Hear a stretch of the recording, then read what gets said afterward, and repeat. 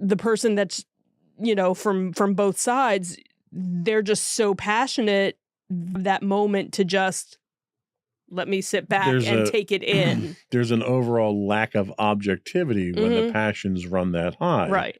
And when you also can't make a logical, objective argument for your point of view either. Right. And I think that's the problem. Like if somebody questions, if you feel passionate about something, that's wonderful. And if somebody questions you about that, you should be passionate enough, but knowledgeable enough to defend your point of view. Right. And when you resort to insults, which is usually the first direction that it goes. Right. It's first they start to insult you and then they attack your position without providing any support for their own position. When you go to those tactics, you kind of lose all your credibility at that point in time. Right. And that's, I think, what we tend to run into.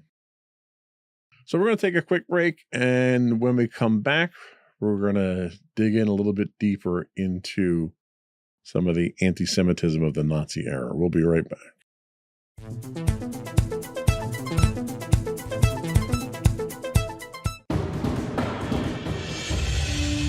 For over 7 years, the Second Sith Empire has been the premier community guild in the online game Star Wars: The Old Republic.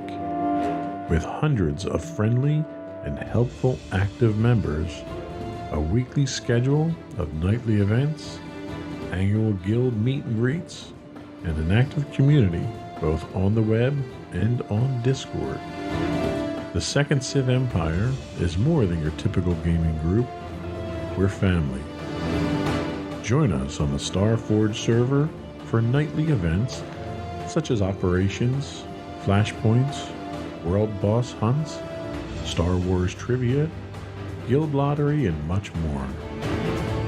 Visit us on the web today at www.thesecondsithempire.com.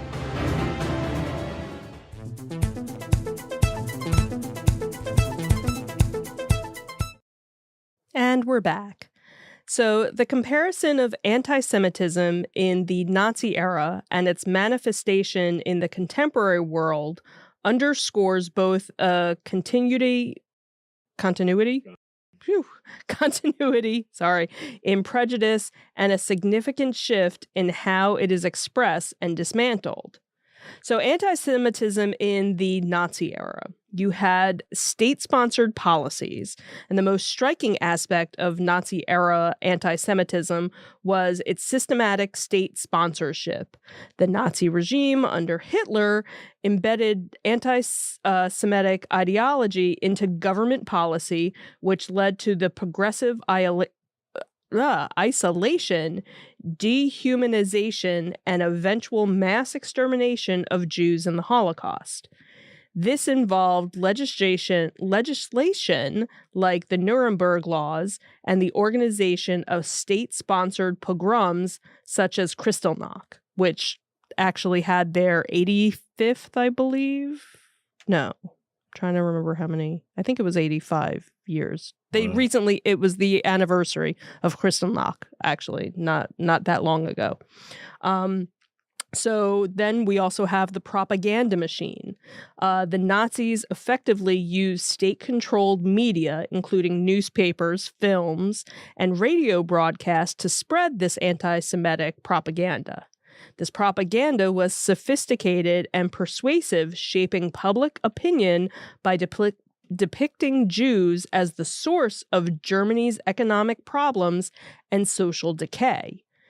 This constant bombardment of anti-Semitic messaging was a key tool in desensitizing the German public to the escalating persecution of the Jewish people. And I think that's really the key there is the desensitization, because I think you're running into that now, contemporary-wise. So anti-Semitism in the contemporary world is a little bit different, but certainly still present. There's a resurgence in incidents. In recent times, there's been a noted increase in anti-Semitic incidents globally. These incidents range from vandalism and hate speech to violent attacks. Unlike the Nazi era, contemporary anti Semitism is not typically part of an overt government policy, but rather manifests at the level of individual actions and groups, some of which can be classified as extremist or terrorist in nature. You also have the role of digital platforms today, which we already talked about briefly. The proliferation of the internet and social media has radically changed the landscape of how anti-Semitic ideologies are spread. These platforms often serve as echo chambers, where harmful stereotypes and conspiracy theories about Jewish people can be circulated rapidly and without traditional filters or controls. Unlike the centralized state-controlled propaganda of the Nazi era, modern anti-Semitic rhetoric is more decentralized, but can be just as pervasive and insidious in its reach. So, some key considerations. So, you have the scale and intensity.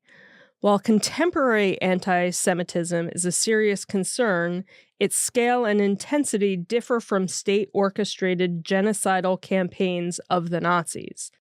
The Holocaust remains a uniquely horrific manifestation of anti-Semitism. The global response. So, today's world, informed by the lessons of the Holocaust, tends to have stronger institutional and societal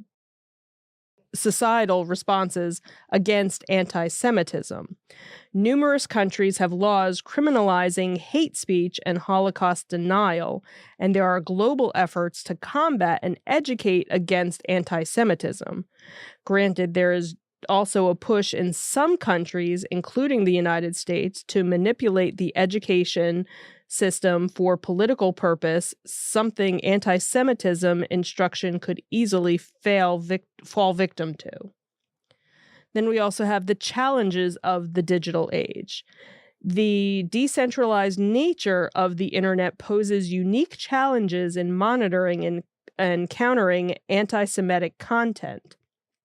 Online hate speech can be more elusive and requires nuanced approach to balance freedom of speech with the need to prevent hate speech and violence. While the form and expression of anti-Semitism have evolved from the state-driven, systematic approach of the Nazi era to the more fragmented and decentralized incidents of today, the underlying prejudices and stereotypes remain a concerning continuity. The modern challenge lies in adapting the changing landscape of communication and globalization in which these harmful ideologies persist and spread.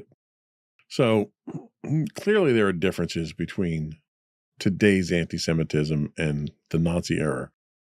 One of the concerns that I have is what you're seeing today is more toned down in that it's not the same level of state-sponsored hatred that you were getting during the Nazis, which makes it more appealing to a larger group of people who would have been less inclined to support some of the policies of the Nazis, but it still strikes a note with the prejudices that they have, where they might not want to take Jews and put them in concentration camps, but we're not going to let Jews have jobs in this sector, or we're not going to let them live in this neighborhood, or we're going to, do the various violent things that we see now. And it makes it almost more palatable to a larger group of people because you're not catering to that extremist group. What are your thoughts on that? Well, unfortunately, again, right now with what's going on, there is the violence going on. There are people that are out there that it's not the Holocaust. It's not let's put you in a concentration camp. It's let's just kill the Jews. Like, that's what is so scary, is there are people who in almost every country right now, people that are being attacked only because they are Jewish. You have a woman in France who a group of people broke into her house and beat her up and almost left her for dead only because she was Jewish. So unfortunately, I'm, from what I'm seeing, it's almost worse in a way. That's my point. That's exactly my point, is because it's not that... It's not let's gather you up and put you someplace. It's we're just going to take care of you right now. Right, but it's done almost on an individual basis. Yes, there's nobody saying we're the Nazis. Right. You don't need to have that I can just obvious presence. Right. I just hate Jews, so I'm going and attacking you. Right. And that's my point, is that because it's being done yes. Okay. less from a government policy standpoint and more from a grassroots standpoint, right, it brings more of those hatred-filled people into the mix, right, to take action that they wouldn't normally have taken. Right. There are people who would normally use Uber for rides or to get food, who have gone in and changed their profile so that they don't have a Jewish sounding name. Or if they're going and getting a ride, don't put in their actual home address. They're going 2 blocks away to pick up a ride because they don't know who's coming to pick them up. And this is very similar to the 1970s when you had the various terrorist organizations that were anti-Jew that were going out there and kidnapping people and hijacking planes. And when people would travel, they would travel with dual passports, and they would present, a passport from another country, not from Israel, or they'd remove,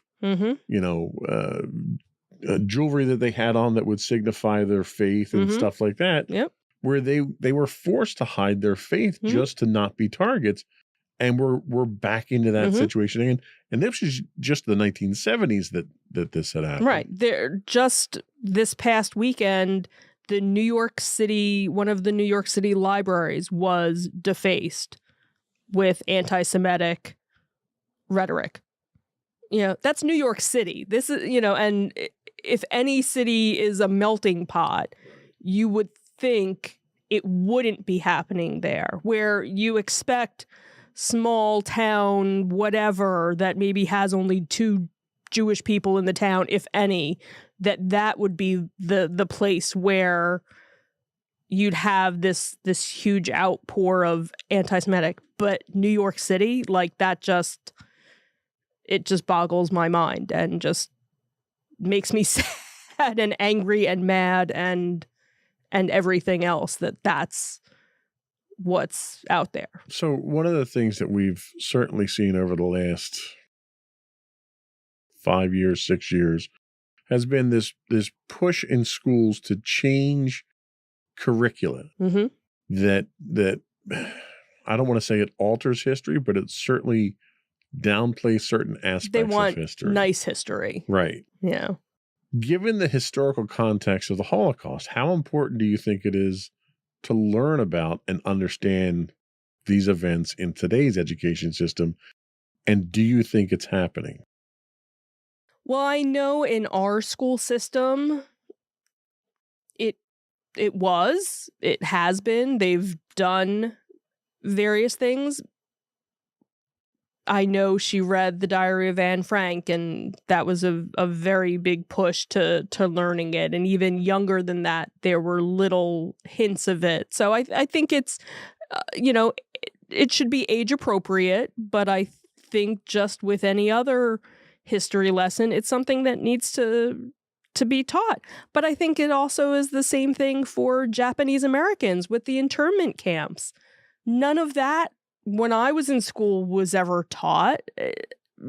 That was something that was kind of glossed over. So I don't want to say, yes, it should be just the Holocaust. No, I think we need to go back and learn all of these things that the country has done to its own people or other countries have done to their own people, because if you forget it and you don't teach it, you're going to relive it. And that's always been something, I've known about the Holocaust since I was very young, going to Hebrew school. And that's where I learned it. I learned it in Hebrew school. I didn't learn it in in school until high school. I think that was really the first time we ever talked about it, but I had already known all about it. I don't want to say I was desensitized to it, but I knew about it. So okay. And I even remember being excused from one of the classes because I already knew. The teacher didn't want to bore me with anything or upset me. So if you want to go to the library, feel free. Okay, sure, I'll go. But that's just always been something, like I said, we've always been taught as a Jewish people, we have to keep talking about it. We have to keep teaching about it, because the minute we stop, it's going to happen again. And that's where I think so many people right now, with everything that's going on, we feel like if we don't speak up and say something, that we're kind of going down that road again to being put, into a concentration camp. How scary is it that people are posting on Facebook, if something happens, will you hide me? And that people aren't responding to it, that people feel the need that they have to even put that out there because they're in such fear of their life. Yeah. Like that's no way for anybody to live, no matter what religion or background or race you are, to have that fear. Honestly, that's one of the reasons why I wanted to talk about it on the show today, because it is getting to that point. It's getting to the point where we're really threatening to go back down that path again. And with the coming election, and one of the major candidates in this election, it's a significant threat. And the things that are being said by this candidate now tell you that that's the kind of world that he wants to live in, where he's the one that's in charge. He's the guy that's picking and choosing who goes to the camp and who doesn't. So we're going to take another break. And when we come back, we're going to take a look at the real risk of history repeating itself. We'll be right back.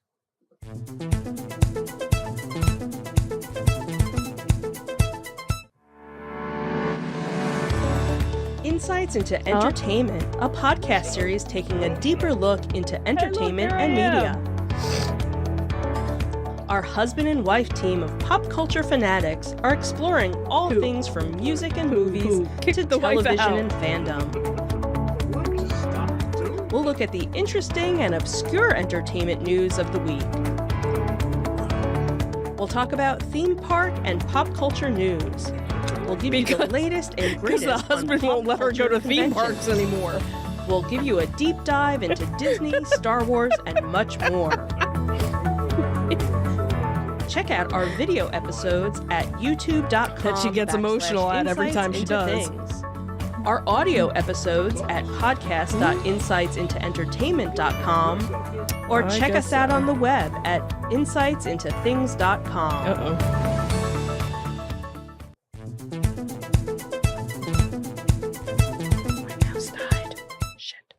So what is the risk of history repeating itself? So the question of whether history might repeat itself in the context of rising nationalism and anti-Semitism is both complex and crucial. While there are parallels in rhetoric and sentiment with the 1930s and 40s, significant changes in the global political landscape and institutional frameworks suggest a different trajectory, albeit not without its own set of risks. So what are the institutional safeguards? Well, since World War II, the establishment of international institutions like the UN and various human rights treaties, such as the Universal Declaration of Human Rights, has created a global framework aimed at preventing the reoccurrence of mass atrocities. These institutions work towards promoting peace, security, and human rights, offering a platform for international cooperation and intervention which was lacking in the pre-World War II era.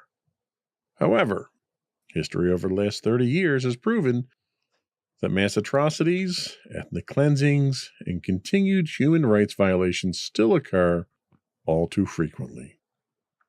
So, what about the human rights norms? So, there is now a stronger global consensus on human rights norms.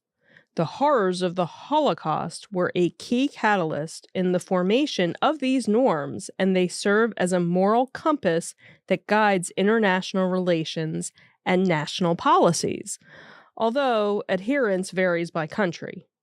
But rogue nations and even rogue politicians have proven their ability to avoid prosecution from world courts while still committing violations of basic human rights.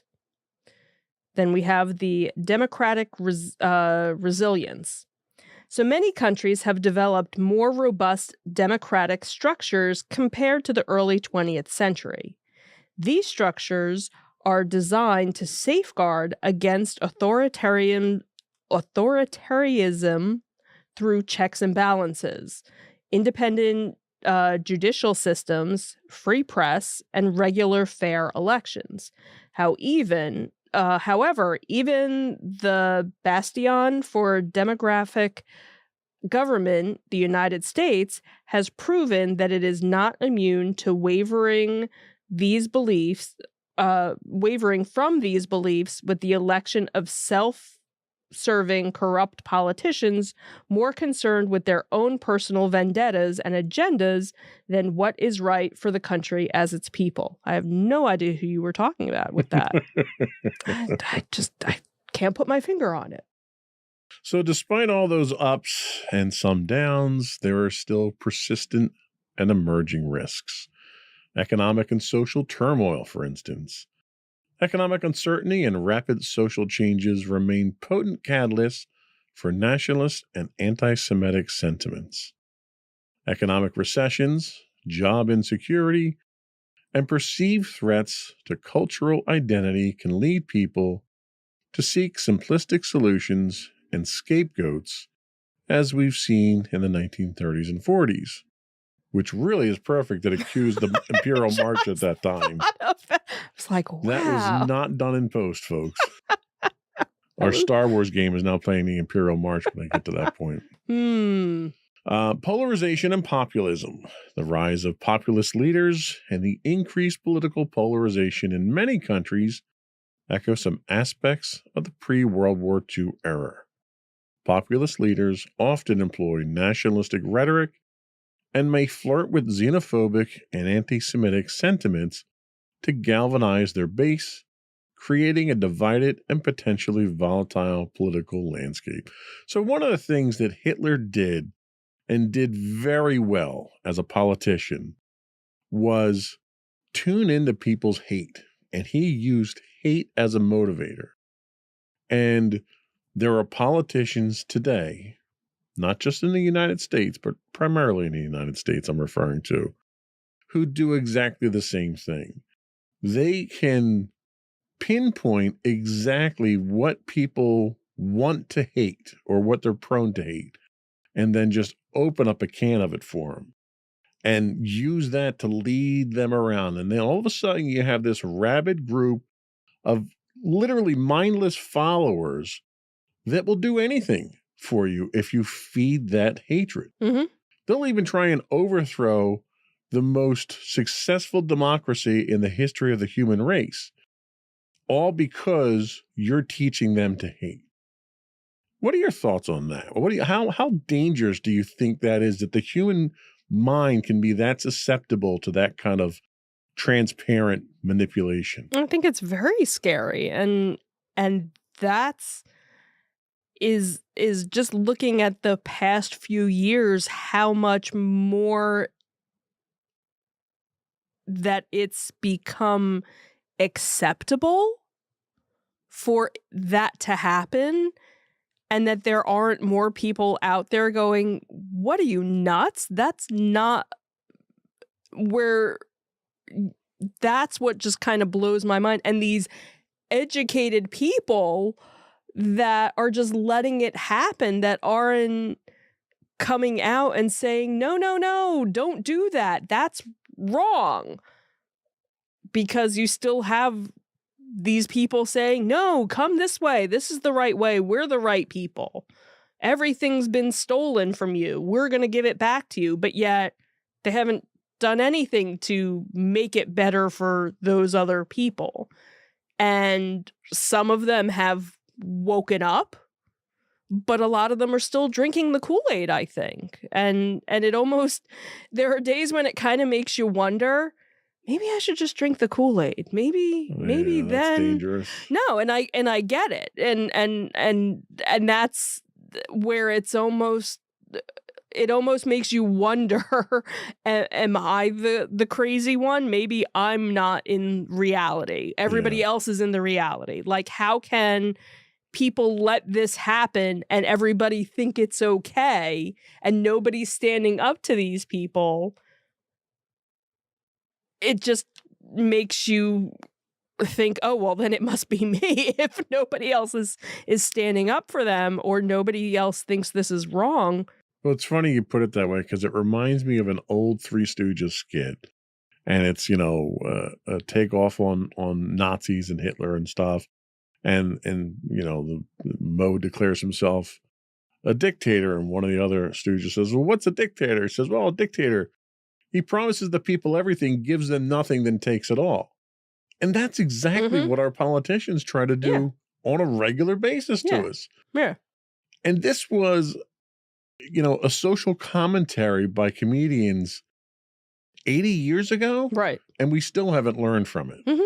Right. What is wrong with society that society allows this to keep happening? Right. And granted, yes, there is good in the world. There are people out there who are trying to make a difference. But it just seems like you always knew there were still Nazis around. They never went away. They were just kind of quiet. They were just kind of, in the background. You knew when you traveled certain places, okay, we're going to bypass this area, or we're not going to go here if we're of a certain color or a certain race or if we look a certain way because of whatever. Where now it's out in the open. They're not ashamed at all to fly a flag. And that's the promoting thing. it. You make a very good point. They're not ashamed. There was a mark of shame to be a Nazi. And society wouldn't allow them to see light of day. Right. So anything that they did had to be backroom stuff, away from society. If you had a pin, you had it, under your lapel. And, if you met somebody who you thought maybe, oh, okay. And then it was the Hail Hydra type stuff. Right.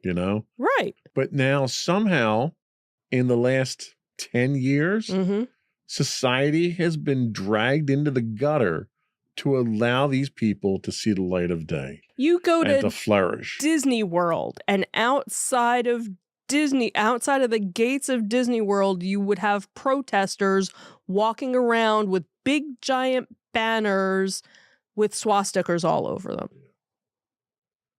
And it's because society normalized it. And not all of society. Certain segments of society. You had 4 years in this country that normalized it. Right. You had 4 years in this country when neo-Nazis were referred to as decent people. Right. That's what normalized it. Right. That's why we're here today. Yep. And it has to stop. Absolutely. We have to not let history repeat itself. We're going to take our last break. We'll come back and then we'll wrap up. We'll be right back.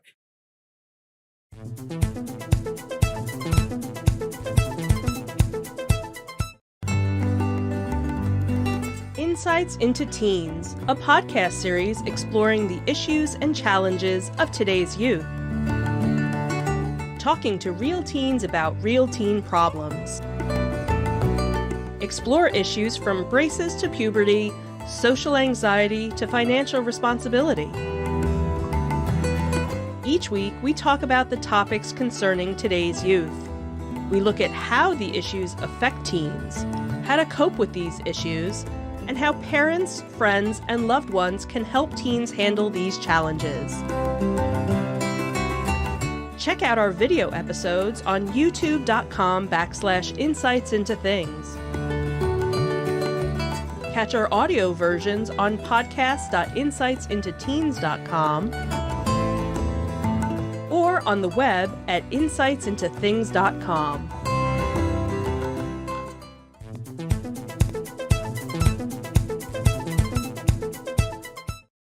And we are back. So, in conclusion, we're going to talk about some different contexts. So, today's world differs significantly from that of the 1930s and 1940s in terms of international cooperation and the general global awareness of the dangers posed by extreme nationalist and racial ideologies. So, this awareness acts as a bulwark. Okay, sure. Against the repeat of history on the same scale as the Holocaust. Unfortunately, a select segment of the population seems intent on ignoring history or whitewashing it to their own ends, which could threaten any lesson from the past from being forgotten or simply ignored. Vigilance is definitely the key. However, the continued presence of nationalist and anti-Semitic sentiments, especially in times of crisis, requires constant vigilance. History may not repeat itself in the exact same manner, but the underlying human tendencies that led to the past atrocities can resurface in new forms. Despite the horrific past that should never be forgotten, prejudice and hatred still remain and dominating influence over many people around the world, a fact that we can't lose sight of. So there are certain proactive measures that we can take. To mitigate these risks, proactive measures are necessary. This includes maintaining strong democratic institutions, promoting inclusive economic policies, and fostering educational programs that highlight the dangers of extreme ideologies. And I just want to take a quick aside about promoting democratic institutions. We have to not allow people who operate outside of the norms of a democratic institution from holding power. You cannot allow someone who refused to follow the laws and who tried to literally overthrow the country into a leadership position again. You cannot allow that person into leadership. You cannot allow anyone who supported them or backed them or even send sympathies to them during that time period. You have an individual who literally tried to overthrow the country, and he's running for the same office again, and somehow he's allowed to. That's a disgrace to everything that is democratic in nature. While having how many indictments? 72, I think he's up to now. I've lost count. Twice impeached. We, as a people, need to do better and can do better than that. Mm-hmm. Of all the possible candidates that are out there, why is he up? Mm-hmm. Is the question. Right. It also means speaking out against those who would seek a return of the narrow-minded hatred of the past, much like we try to do on this show. We have only ourselves to blame if we allow another monster to come to power who is more interested in personal gain and punishing those who think or are different than themselves. While the risk of history repeating itself in the exact mold of the 1930s and 40s is mitigated by various factors, the underlying dangers of nationalism and anti-Semitism, especially in tumultuous times like now, remain relevant concerns. The lessons from history emphasize the need for constant defense of democratic values and human rights to prevent any slide back into the darkest chapters of human history. So in your opinion, how well do you think our society today understands and remembers the dangers of extreme nationalist and radical racial ideologies like those that led to the Holocaust? I don't know, because we're kind of going through a lot of that again with the recent events. I don't think there's enough people realize what they're doing is what started everything the first time around.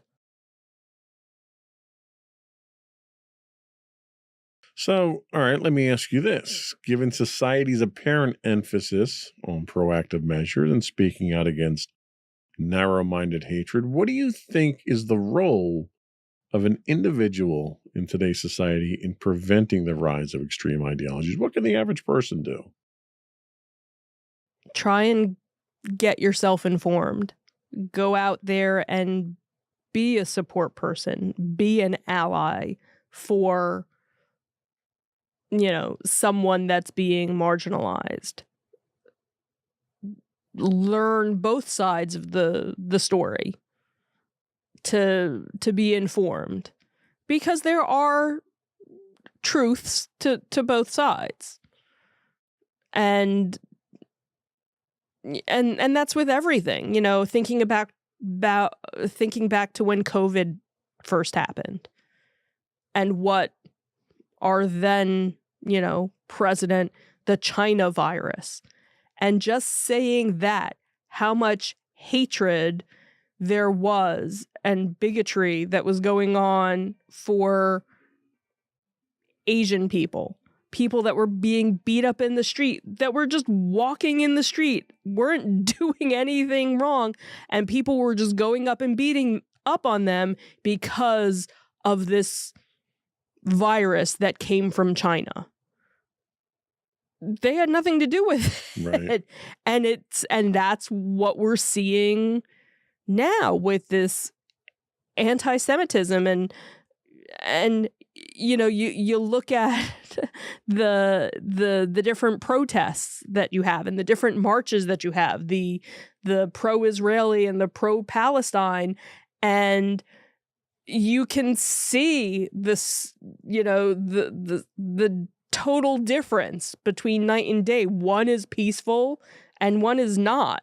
There's no, I haven't seen, and I'm sure there are some pro-Palestinian marches that are peaceful, but all the ones that, again, the media has been showing or that you see are all violent. Well, and if I'm going to play devil's advocate, Sure. I would say that's the fake media that's True. trying to dictate the narrative, right? I'm sure it is, but yet you're still seeing all of this hatred for Israelis, for Jewish people. And the thing is, not every Israeli is Jewish. And not every Jewish person is Israeli. Right. So that's where people are kind of like, there's a good portion of Jewish people that can blend in with the white folk.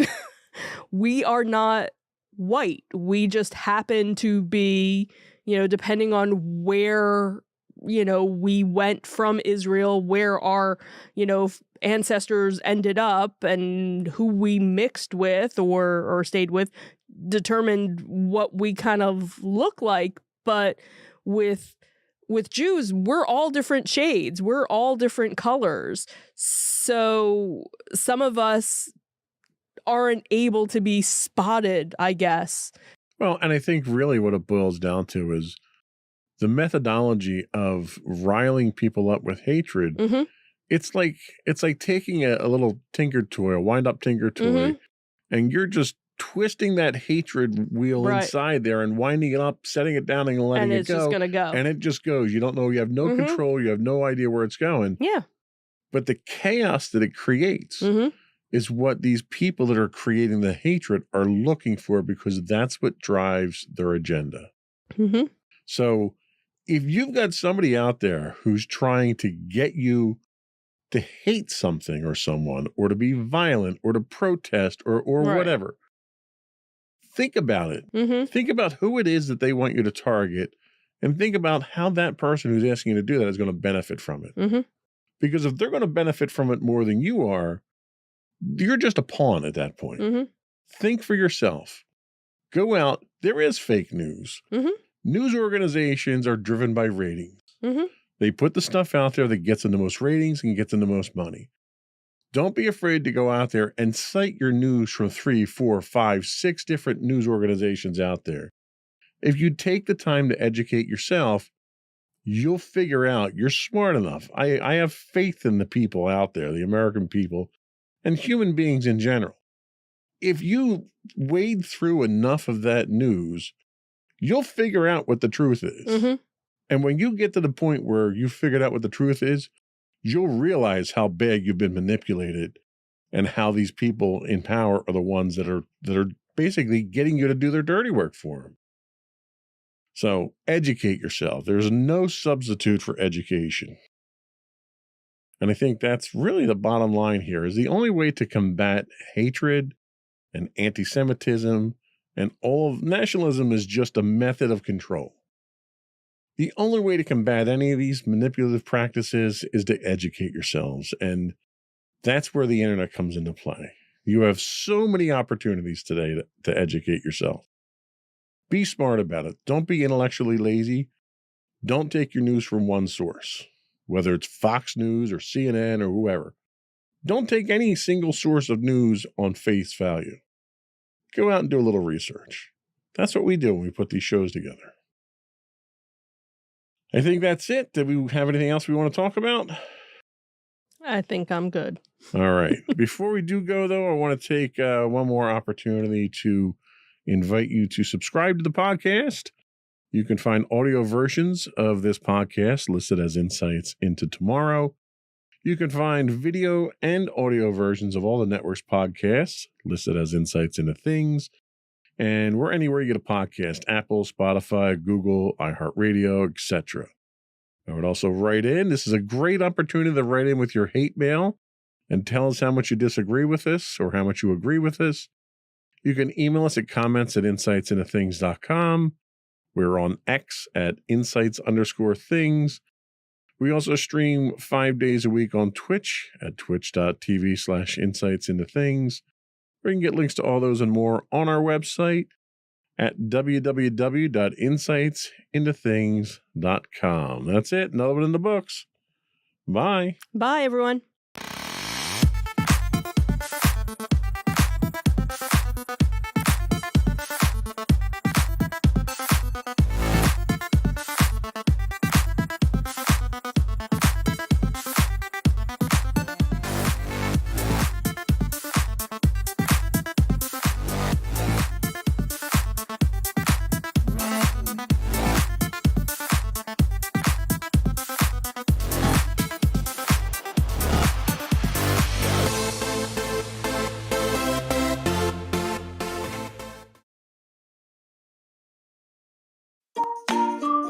Insightful podcasts by informative hosts.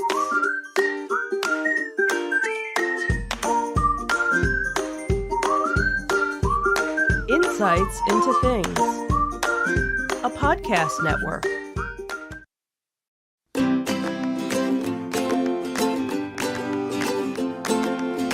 Welcome to Insights into Teens, a podcast series exploring the issues and challenges of today's youth. Your hosts are Joseph and Madison Whalen, a father and daughter team making their way through the challenges of the teenage years.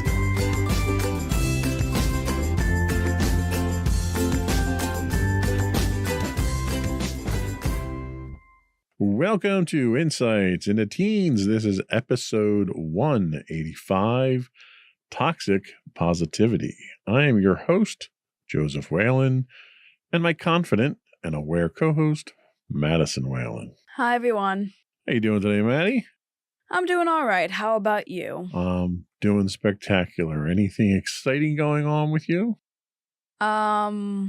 Had a test today. That was interesting, I guess. I heard we also got your class standings. Yep. And you're what in your class now? Number 2. Number two. We're going to have to go after that number 1 spot there. Eh, Yeah. it's probably best not to try doing that because, it doesn't do wonders for the mental health. True. I didn't say how we're going to do it, though, so. Okay, yeah. Might not want to admit that on the podcast. Coaching is what I'm talking about. Uh-huh. Um, Although I'm pretty sure number one's Kenny, so. Right. We can have a discussion with Kenny. But anyway, today we are talking about toxic positivity, and that sounds like a bit of an oxymoron to some people. The constant messages encouraging optimism and positivity are not always beneficial.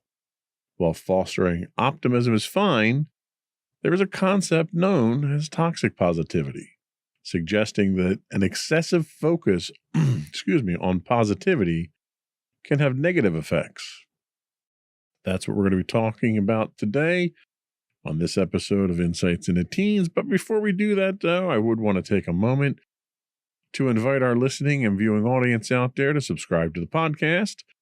You can find audio versions of this podcast listed as Insights into Teens. You can find audio and video versions of all the network's podcasts listed as Insights into Things, pretty much anywhere you can get a podcast. I would also ask you to write in, give us your feedback, tell us how we're doing. Email us at comments@insightsintothings.com.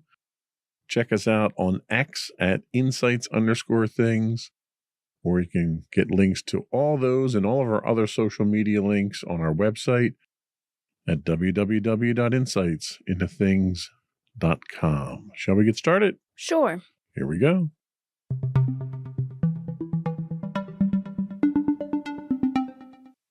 So what is toxic positivity? The modern era is inundated with messages that advocate for an optimistic and positive perspective, often encapsulated in phrases like look on the sunny side or be positive. These notions are widely disseminated across social media platforms and self-help articles. While the intention behind these messages is to promote well-being and resilience, mental health experts are urging a more nuanced approach to their adoption. While fostering an optimistic outlook does indeed offer numerous advantages, the emergence of the concept known as toxic positivity underscores the potential drawbacks of unconditionally embracing positive emotions. Optimism and positivity play crucial roles in enhancing mental and emotional health. These attitudes can facilitate coping with challenges, fostering a sense of hope, and promoting overall well-being. However, when these messages are oversimplified and rigidly applied without consideration for individual circumstances, they can lead to an unbalanced and unrealistic approach to emotions. Toxic positivity encapsulates the idea that individuals should suppress or ignore any emotions that deviate from positivity. The belief is that by solely focusing on the positive aspects of life, one can achieve perpetual happiness. Yet this perspective overlooks the intricate tapestry of human emotions and experiences. Emotions such as sadness, anger, frustration, and fear are all natural responses to life's complexities, and they hold valuable information about our inner state that needs. Mental health experts caution against uncritically embracing toxic positivity for several reasons. Suppressing negative emotions can lead to emotional invalidation and denial. Not just a river in Africa. Yep. Preventing individuals from authentically processing their feelings. This denial can impede personal growth, self-awareness, and emotional intelligence. Moreover, constantly attempting to maintain a facade of positivity can be emotionally exhausting and create an unrealistic standard that is difficult to sustain. The key lies in embracing a balanced approach to emotions, one that acknowledges both positive and negative feelings. True emotional well-being comes from recognizing that all emotions are valid and serve a purpose. By allowing ourselves to experience and express a wide range of emotions, we develop greater self-acceptance, resilience, and emotional agility. This approach empowers individuals to navigate life's challenges with authenticity and a more comprehensive understanding of themselves and their emotions. Do you think that you, in your experience, have been, I don't want to say victim, but have experienced this culture of toxic positivity? I mean, yeah. I don't think I've experienced it in like a very extreme form, but I do feel like the idea of suppressing your emotions has kind of, if it wasn't really directed towards me, it's something I've probably imposed on myself. And, the idea of not wanting to, openly express emotions, with certain people or in public. And, you technically had the analogy of that our emotions are basically like a boiling teapot. If you keep it closed off for too long, and by basically, the equivalent of suppressing your emotions, if you let it build up consistently, it eventually explodes, much like someone would explode emotionally if they had to consistently suppress their emotions. Right. That's a good point. So, in your opinion, what impact does constantly maintaining a positive facade have on a teenager's ability to authentically process their true emotions? I personally feel like consistently having a positive mindset would be very damaging to someone who wanted to authentically express their emotions. Now, I know I'm not a ray of positivity, and for a while I really wasn't a ray of positivity, and I can understand why, like for a while I was on the I was on the opposite side of positivity, where I thought every day was terrible. That mindset isn't healthy, and obviously I needed to eventually manage that and change that mindset. However, thinking every day is great or trying to force every day to be great, I feel like is just as damaging. And I would tend to agree with that. I mean, nobody has a perfect life. Nobody has a perfect day every day of their life. Life is about balance, not only just from a positive, negative emotion standpoint, but in general, life is about balance. And if the pendulum swings too far to either side, positive or negative, there's implications to it. Have you experienced a situation where just flat out blind positivity was ever demanded of you, either in school or maybe when you were in marching band or even around the house? I mean, are mommy and I, so trying to basically tell you to be positive all the time and not deal with negative emotions? I mean, not directly, I'll say that much. I will say, though, there have been times where you've kind of had instances where there's like a bit of toxic positivity that slipped in. Obviously, you've told me that, like, not to suppress my emotions, and, I do take that advice to heart. However, there certainly are instances where you've told me that I should probably be thinking more positively, more around the times of when I was thinking more negatively. At that point, it did kind of help, but even then, I was not at a mindset where I was really willing to want to think positively, and the idea of forcing myself to think positively when everything just seemed so negative was not really helpful. I can certainly see that. And I kind of remember some of those circumstances there. And kind of the way I look at life in general when it comes to this sort of stuff is the negative things that we have to deal with are challenges, just like anything else in our life. And learning how to deal with those challenges not only gets us through the challenges, but it also teaches us valuable life lessons as well. So no matter how negative things are, there's always something positive that you can make out of it if you look for it. If you don't look for positive, I'm not, what they're talking about from a toxic positivity standpoint is ignore something if it's not positive. Or feign positivity. Or feign it, fake it. One of the things that they mention is authenticity. You should always be authentic to yourself. But even in the times that we're at our darkest, lowest point, you should always be looking for that light at the end of the tunnel, hoping it's not a train. But, if you don't look for positivity, if you don't look for a way out of the quagmire that you can get into, then chances are you're never going to find your way out. Because if you're not looking for the light, you're not going to find it. Yeah. So that, to me, is not toxic positivity. That's kind of that escape clause when you get down into the dumps, or when you're depressed or you're negative or you feel like the world's against you. That's your way of trying to elevate yourself above it. Mm-hmm. So, and maybe I didn't go about it the best way. Why don't you tell us what the pitfalls of toxic positivity are? The core premise of toxic positivity is centered around the idea that negativity and discomfort should be ignored or suppressed in favor of a perpetual state of positivity. This approach tends to oversimplify the complexity of human emotions and experiences. It creates an expectation that individuals should consistently maintain a cheerful, optimistic demeanor regardless of their genuine emotional state or the challenges they might be facing. The pitfalls of toxic positivity become apparent when its implications are examined more closely. Emotional suppression, for instance. Ignoring or suppressing negative emotions in an attempt to uphold a positive facade can prevent individuals from authentically addressing their feelings.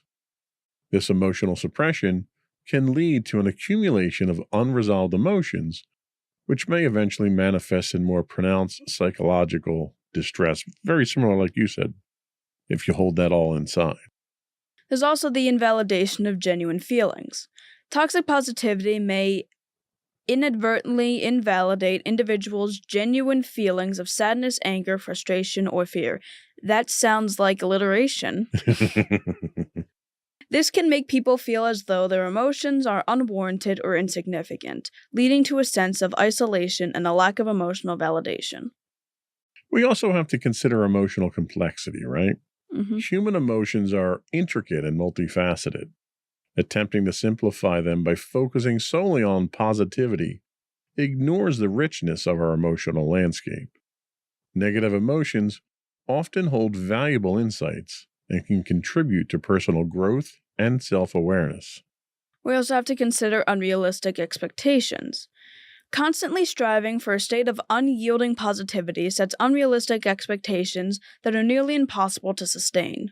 When individuals inevitably encounter challenges or hardships, the pressure to remain positive at all times can incentivize feelings of failure or inadequacy. And finally, we have the avoidance of genuine healing. Facing and processing negative emotions is an integral part of emotional healing and growth. By glossing over these emotions, individuals miss out on opportunities for genuine healing and transformation. While cultivating an optimistic outlook and focusing on the positive aspects of life can be beneficial, it should not come at the expense of denying or suppressing negative emotions. True emotional well-being arises from embracing the entirety of our emotional experiences, understanding their nuances, and developing healthy coping mechanisms to navigate through the ups and downs of life. An approach that values emotional authenticity, self-compassion, and balanced emotional processing is more likely to contribute to lasting mental well-being. So how do you think the pressure of toxic positivity affects the way that teenagers interact with each other and express their genuine feelings, especially in challenging and uncomfortable situations? Well, I feel like there's this kind of thing in general when it comes to society, along with, teens being social with each other and just people being social in general, is the idea that being emotional in public is something that shouldn't be happening or is something that people need to learn to control, or the idea of emotional control. Obviously, that's important, but, I found that thing is, I'm a person that doesn't, when people, say to me, "How are you doing today? How's your day going?" I normally respond in a very, it was fine, it was all right. I don't really respond in "Oh, it was a great day," or "Oh, it was pretty good." because I don't really like, feigning that sort of thing, because, like, I never really know how my day is going. Even as someone who's less negative than I was before, I still don't really say I have a good day or say that I'm doing good. But I feel like a lot of people almost feel like they have to say that, or like whenever people ask that, they never really expect me to say things like, "Oh, I'm all right," or "I'm fine," or whatever. And I think a lot of times when people ask that, they really don't care either. It's just a conversation starter in a lot of cases. Like, "Hey, how you doing?" And then they just move on and continue with the conversation. And I think as a result of that, it's become kind of a ubiquitous type of handshake response. Like, "How you doing?" "Doing great." "Okay, let's move on to what we really need to talk about." Yeah, a lot of people really don't take into consideration, like, if you ask someone how they're doing, like, can be a pretty loaded question to a lot of people, because obviously we don't know what people are going through, and, like, someone could be going through a lot of different stuff, but they don't show it at all because they're too scared to be emotionally vulnerable around a lot of people, which is understandable. But I don't think should be happening, and I don't think people should be feigning, positivity, at least to that extreme. I agree. And honestly, I appreciate the authenticity that you have because, you know, you call me, you call mommy when you get home from school and we have a little debrief real quick. There are days that you don't want to have that call. And when that happens, you text us to make sure you're okay and safe and you just aren't ready for a conversation. When you do want to have that conversation and you allude to the fact that it wasn't a great day, that spawns conversation.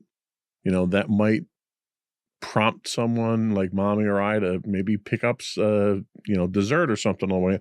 Something like that to try to lift your spirits, or it might dictate how the conversation goes. Maybe I won't be as,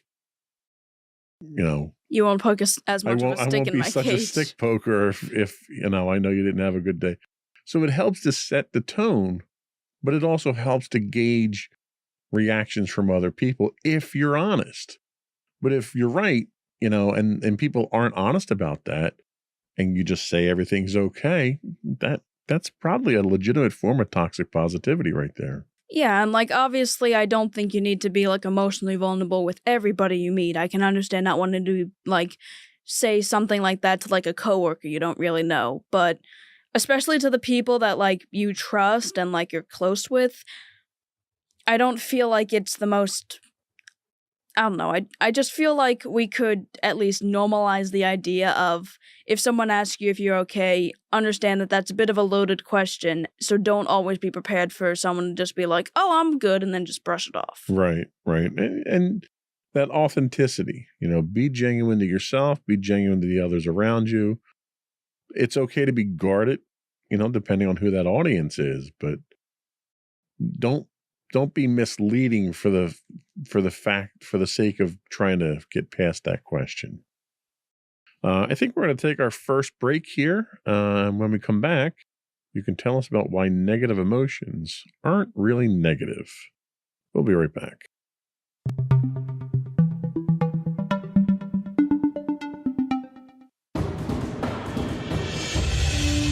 For over 7 years, the Second Sith Empire has been the premier community guild in the online game Star Wars: The Old Republic. With hundreds of friendly and helpful active members, a weekly schedule of nightly events, annual guild meet and greets, and an active community both on the web and on Discord. The Second Sith Empire is more than your typical gaming group. We're family. Join us on the Starforge server for nightly events such as operations, flashpoints, world boss hunts, Star Wars trivia, guild lottery, and much more. Visit us on the web today at www.thesecondsithempire.com.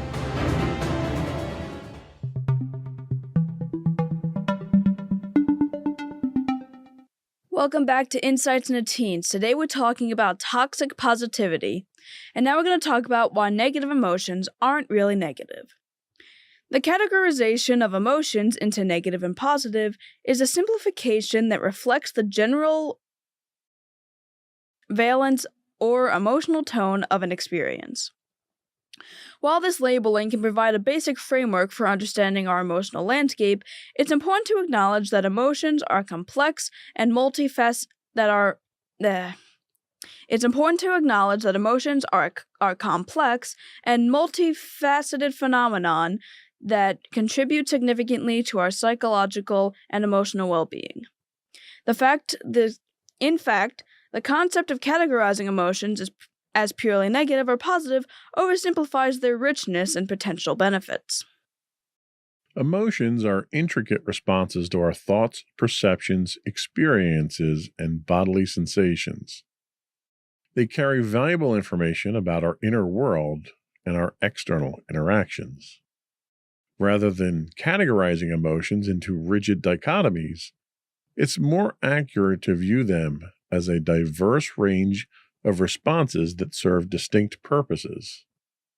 Understanding and embracing the so-called negative emotions is essential for personal growth and emotional resilience in the following ways. It provides insights into needs and values. All emotions, whether considered negative or positive, provide insights into our needs, values, and desires. For example, feelings of frustration or dissatisfaction can indicate areas of life where our needs are not being met or where there's a misalignment with our values. Acknowledging and exploring these emotions can guide us towards making meaningful changes. It also provides a balanced emotional landscape. Emotions are interconnected and interdependent.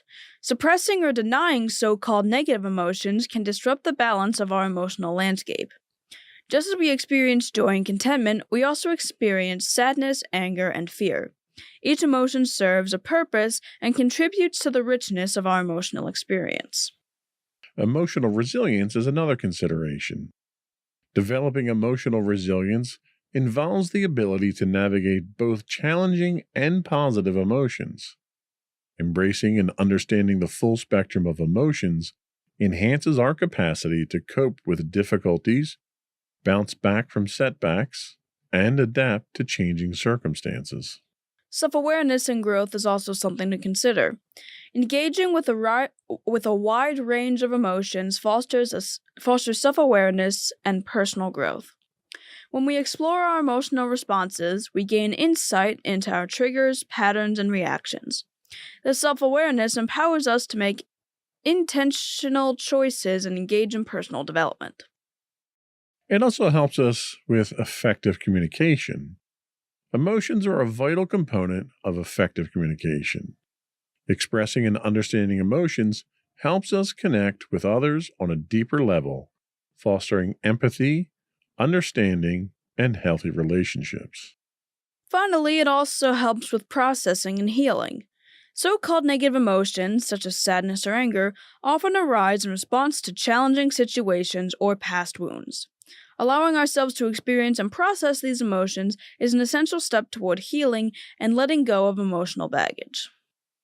The dichotomy of negative and positive emotions is a simplified framework that doesn't capture the complexity and value of our emotional experiences.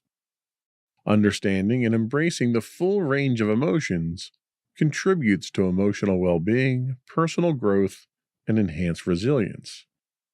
By acknowledging the role of so-called negative emotions and learning to navigate them, we cultivate a deeper understanding of ourselves and develop the emotional tools necessary to lead fulfilling lives. So I know we've done a podcast on negative emotions in the past. How do you feel about the concept of labeling emotions negative or positive? Yeah, that's the thing. I know that for a while I had kind of done that sort of thing where it's like, I don't really, like, I would label certain emotions as being bad, or that, like, I was feeling angry, so that means that I'm not feeling great. And, at this point, I've kind of realized that it's more about, the mood and mindset when it came to the emotions rather than the emotions themselves. Because now I've kind of learned to understand that pretty much any emotion can be used in a constructive way. Anger can be used to understand an injustice that happens and, have someone, encourage someone to basically go and stop that injustice. And like we said, frustration can help us understand if our needs aren't being met. So at this point, I don't necessarily label my emotions anymore. Like, I might say I feel a certain way, but I don't really, like, I might say I feel an emotion or that I might feel negatively or positively, but I never really try to use the two of them together. I kind of just say I'm feeling this way or I feel positive or negative. Okay. So can you recall a time when you felt pressure to suppress a negative emotion, maybe to appear strong or unaffected if you happen to be in a bad mood or something? Yeah. Well, there's a couple of things. The daily one probably has to be when it came to just when I feel terrible at school because, like, at that point, I kind of have to get my day over with, and then when I get home, I can kind of let it out. But it can be kind of hard to hold all that in, especially considering I don't really have many breaks because I have like 6 classes in a row until I actually have lunch. So it's like, if I feel bad during like second period, I have to hold on to that for like the entirety of that time until I can finally get a kind of break. But even then, I can't really let all of it out until I'm home. So that's certainly like the daily thing. A more personal one was kind of when Dorian died, when Dorian was having to be put down, because, we had to make the right decision because we didn't want her to suffer, and we knew that she probably didn't have much time left. And for a while, when we were there, we had to kind of suppress it, and I mainly suppressed it to help comfort Mommy, because, I don't think either of us were really holding it together well, but I kind of tried to hold on to help her. Yeah, it's tough, and it's situational, and sometimes, you know, y- sometimes you have to. It's not like you want to suppress the emotions, but I think when my mom passed away, and somebody had to make the arrangements and call the funeral home and do all that stuff and get all our belongings together. And it's one of those things where it hurts so much, you just sort of want to crawl into a ball and not be bothered by the world, just deal with it. And I didn't have the luxury of that. You kind of have to push those down for a little bit to still be functional. You can't let yourself get to the point of being non-functional overall. So there's dangers to toxic positivity too. Why don't you tell us about some of the dangers? Toxic positivity, an environment that overly emphasizes the need for perpetual positivity, can have significant repercussions on the emotional well-being of teenagers and young adults, whether it manifests in personal interactions or online spaces. This culture often emerges due to various factors, including parents' uncertainty about how to support their adolescents, a fear of confronting the seriousness of underlying issues, or the amplification of a superficially happy image on social media platforms. Parents might unintentionally encourage toxic positivity as they strive to help their teens by urging them to remain positive in the face of difficulties. This could stem from a lack of knowledge about effective emotional support strategies or a hesitancy to address potentially complex and challenging situations head on. Additionally, the pervasive influence of social media plays a significant role in shaping this culture. Online platforms tend to highlight and glorify the positive aspects of life, fostering a facade of unending happiness, which we kind of talked about last time. As a result, young people are often exposed to a curated version of reality, making them feel that expressing anything other than positivity is not acceptable, which I find interesting because the news is very rarely ever positive. Touche. Yeah. Research indicates that the societal pressure to maintain a facade of constant positivity can have detrimental effects on mental well-being. Shocker. The incessant need to project happiness can lead to feelings of shame and guilt when experiencing negative emotions such as sadness and anger or frustration. This pressure to suppress authentic feelings can exacerbate emotional distress and hinder healthy coping mechanisms. Toxic positivity can impede honest communication about struggles. Adolescents might feel compelled to conceal their challenges due to the fear of being perceived as weak or inadequate. Consequently, they may resort to I lost your spot. Consequently, they may resort to maladaptive coping strategies, such as turning to substance abuse in an attempt to numb their emotional pain. So, as a simple analogy here, toxic positivity in this case here that hinders emotional healing is very similar to having an infected cut on your arm, but constantly ripping the Band-Aid off. Like, you're not helping it by pretending it's not there by taking the Band-Aid off. You're just making sure it doesn't heal. Yeah. And toxic positivity kind of falls into that same light where we're all going to experience these emotions. And if we suppress them, you don't learn how to deal with them. There's no avoiding the emotions. Yeah. And trying to be positive all the time is not the answer. Definitely. So how do you think the idea of toxic positivity impacts the way teenagers communicate about their real feelings and struggles, especially in social settings or in family environments? Well, I can certainly attest to the idea of family environments. Not that, you've been toxically positive. It's more your reactions to it. And I can understand how, if teens experience toxic positivity at home, they wouldn't really want to be open with their parents because either their parents would kind of just try to shut it down and tell them not to worry about it, or, they just wouldn't be able to deal with it properly. So I can understand that, if someone is toxically positive to someone else, it would make a teen not want to open up to them or open up to anybody because, again, they'd either be perceived as being weak or their emotions would be ignored and be told to just forget about them. Okay. What strategies do you think are important for teenagers to develop in order to effectively process and communicate a wide range of emotions, including those often labeled as negative? Well, I guess the best way to really go about it is to try your best to define it. I know for a while I had a huge issue when it came to trying to actually define my emotions. They were incredibly complex. I had no idea how to go about it, and it prevented me from actually seeking help from the people that I cared about because I couldn't tell them what was wrong. I just felt terrible and I could barely communicate anything.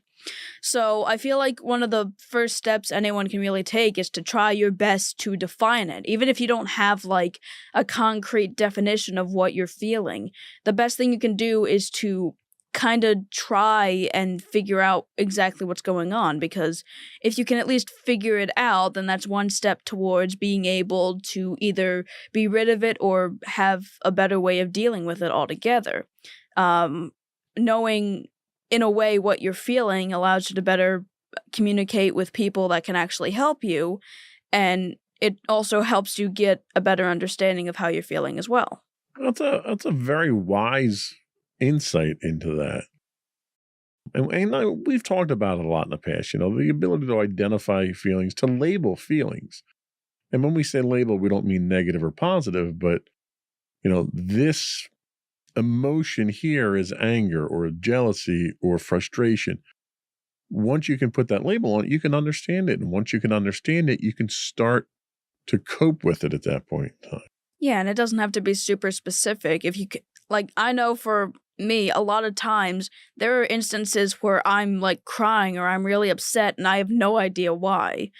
And I'm not always able to find a reason why. There's just, I'm kind of in a mood. And again, that's more of a broad interpretation of it, but simply just saying that to someone or simply trying to express that, like, oh, I'm just not feeling great, will still at least, lead to something a little more positive, or at least lead to, okay, I know you're not feeling great. Let's see if we can do something that usually cheers you up. And that's usually when I start throwing chocolate at you and backing away slowly. Pretty much, yeah. All right, let's take another break. And when we come back, we can start talking about how to work with negative emotions. We'll be right back.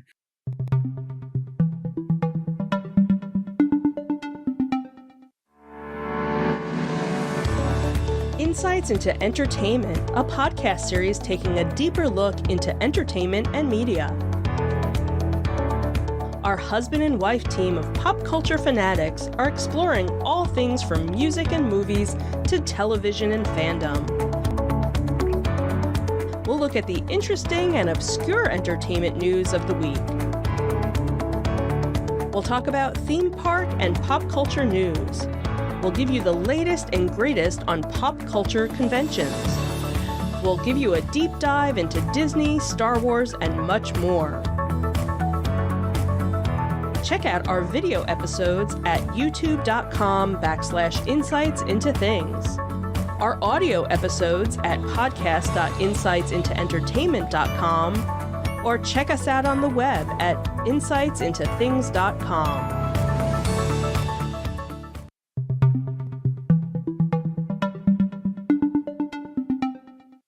Welcome back to Insights into Teens. Today we're talking about toxic positivity. And now we're going to talk about how to work with negative emotions, even though we just said that technically there are negative emotions, but, Right. It's whatever. We're dealing with it. Thanks for the disclaimer. Yep. Navigating and effectively addressing challenging emotions is a fundamental aspect of emotional well-being and personal growth. These are 5 common approaches that provide valuable insight into working with negative emotions while avoiding the pitfalls of toxic positivity. 1 is clinical therapy. Evidence-based therapeutic methods such as cognitive behavioral therapy, dialectical behavioral therapy, and acceptance and commitment therapy offer adolescents and young adults essential tools for confronting and processing difficult emotions. These modalities. This is why we should do a read-through beforehand. It's part of the charm. These modalities provide structured frameworks to understand and manage emotions, particularly those arising from trauma and post-traumatic stress disorder. By working with skilled therapists, individuals can learn coping strategies, cognitive reframing techniques, and mindfulness practices that enable them to engage with their emotions in a constructive and healing manner. There's also creative arts therapy, which we've discussed in the past as well. Art, music, and dance therapy offer nonverbal outlets for expressing intense and painful emotions. These creative modalities provide a safe space for individuals to channel their feelings into artistic expression, facilitating emotional release and catharsis. Through creative processes, teens and young adults can gain insight into their emotions and experiences, fostering a deeper connection with themselves and their feelings. There's also mindfulness and meditation, which we've also talked about. Mindfulness practices encourage individuals to observe their thoughts and emotions with non-judgmental awareness. By cultivating mindfulness, adolescents can create space between themselves and their emotions, allowing a more balanced and compassionate response. Mindfulness meditation equips teens with the ability to navigate challenging emotions while fostering self-compassion and emotional intelligence. Last but not least, we have supportive social circles. Building strong social connections provides a crucial foundation for managing negative emotions. Encouraging open and honest communication with peer groups, family, and trusted adults creates an environment where teens feel safe to express their authentic emotions. Connecting with empathic individuals fosters a sense of validation, reducing the pressure to maintain a facade of constant positivity. Supportive relationships offer a space to share experiences, exchange coping strategies, and provide mutual encouragement. These approaches offer diverse pathways to addressing challenging emotions in a healthy and constructive manner. By embracing evidence-based therapies, creative expression, mindfulness, and supportive relationships, adolescents can develop the tools necessary to navigate their emotional landscapes with resilience, authenticity, and well-being. So, in what ways do you think creative activities like art, music, and dance, what ways can they help in expressing and processing intense emotions compared to more traditional forms of therapy? So I do feel like talking with people you trust about your emotions is a good way to, express them. However, it's not always easy because it's verbal and not everything you can say is going to be interpreted the way that you want it to be or really be able to be best expressed that way. That's where things like art, music, and dance come in because, those are usually visual forms of expression, or at least you can it's more or less you can see it and also feel it at the same time. I feel like being able to see it and feel it instead of just simply hearing someone talking about it's very beneficial for someone else who's trying to better understand what another person is going through, and if you can express it visually through music or through dance, I feel like that's a very effective way to better get it across if it's something that's kind of just hard to say or put into words. And I think you're right. I think you're expending energy at the same time. And you're expending a different kind of energy. You're using a different part of your brain to get this type of stuff out. Now, we're on the subject of art. This is probably where I should have plugged in the commercial for the new mugs that you made. But is art therapeutic for you, or is it a recreation for you? Honestly, it can be very therapeutic. I'm not always able to draw when I'm not feeling great, and most of the time it's usually recreational, but I do find that when I get into the zone of art, I don't really tend to worry about everything else going on. It's like everything else kind of just stops and I'm just there with my art and I'm just working on whatever I'm drawing, and the focus I'm able to put in that and the creativity and ideas that I find myself going through when I end up drawing, it's very therapeutic, and it kind of acts as my own therapy even when I don't intend it to be. Yeah, I know what you mean. You kind of get in that zone there, and once you get in there, it's almost like you're in a meditative state at that point where the creativity is just flowing out through whatever medium you've chosen. Can you describe the role your social circle plays in how you handle negative emotions, or what we're not labeling negative emotions, but complex emotions, we'll say? Emotions, yeah.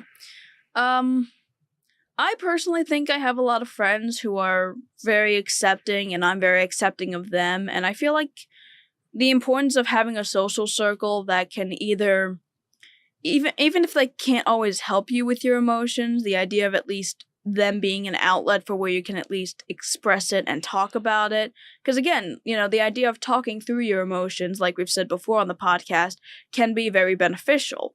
And just having friends that you can trust in order to at least talk with, not even necessarily get advice from, just at least them being there and you being able to trust them, I feel is very beneficial in how you can help deal with your emotions. I've certainly found that to be very helpful because the idea of having friends that, care about my situation if I'm going through something difficult, and friends that are willing to support me even if they don't completely understand it, it tends to help me, realize that okay, I'm going through something right now, but I have a support group and, I can always seem to trust them.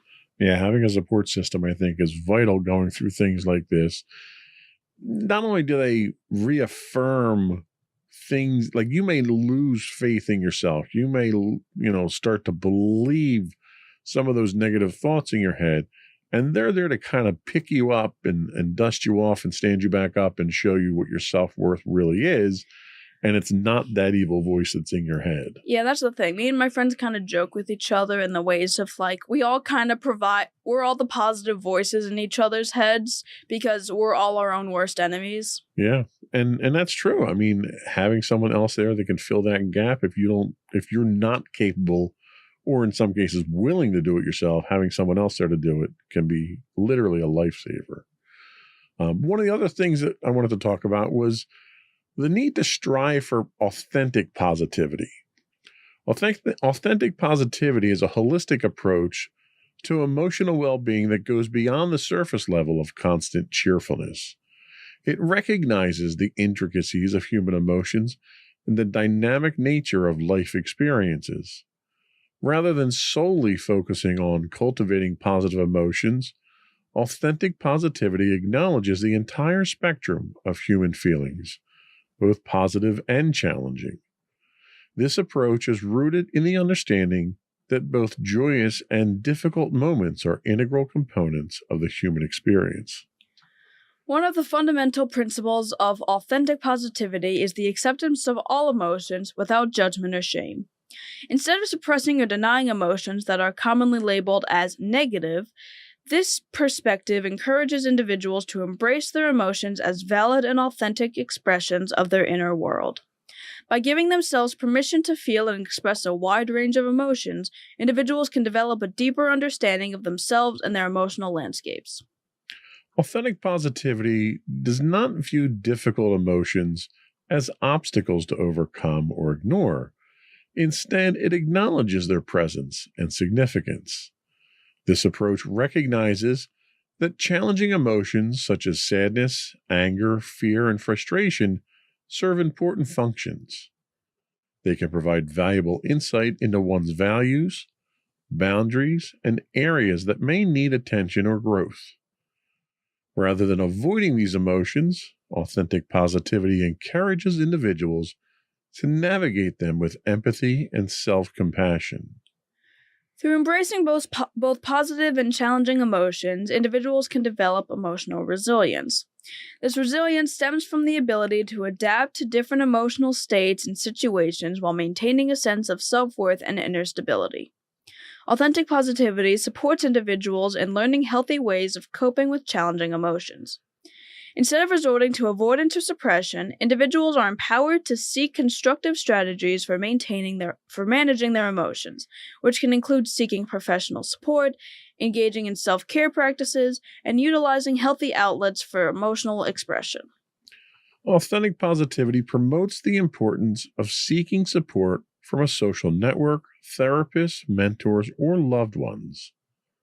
Recognizing that everyone encounters difficulties and struggles at various points in life, this approach encourages individuals to share their experiences and emotions openly.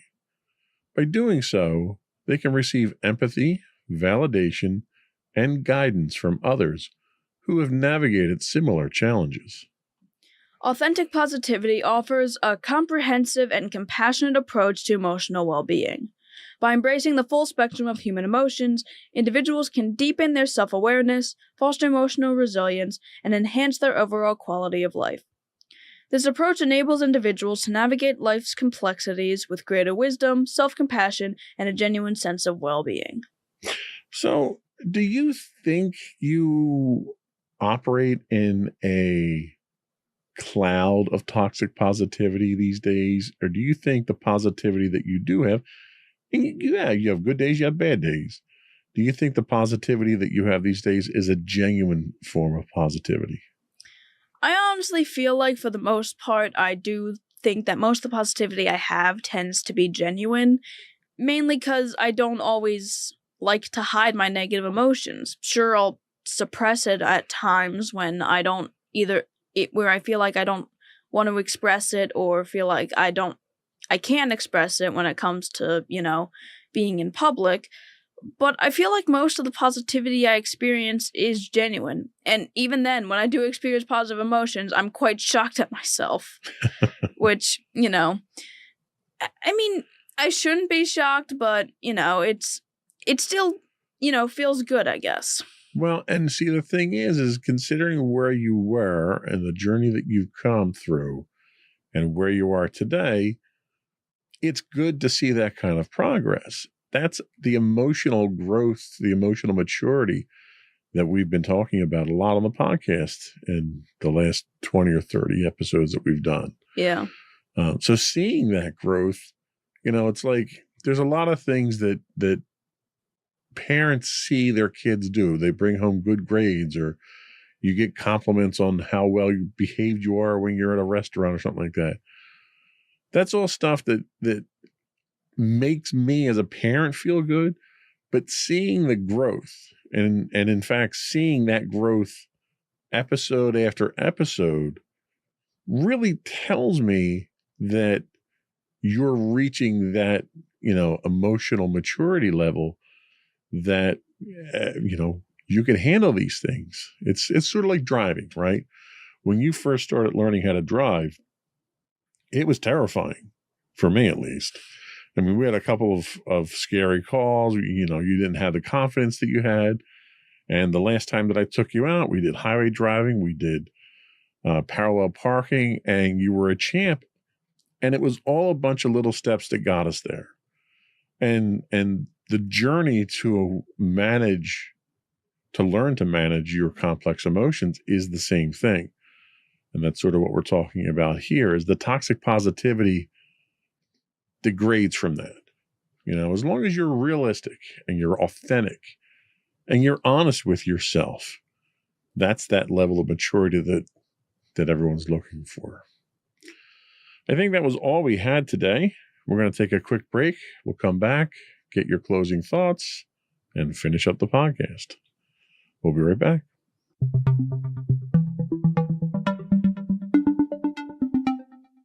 All right, so to everyone out there, I just wanted to say that every emotion someone feels is valid.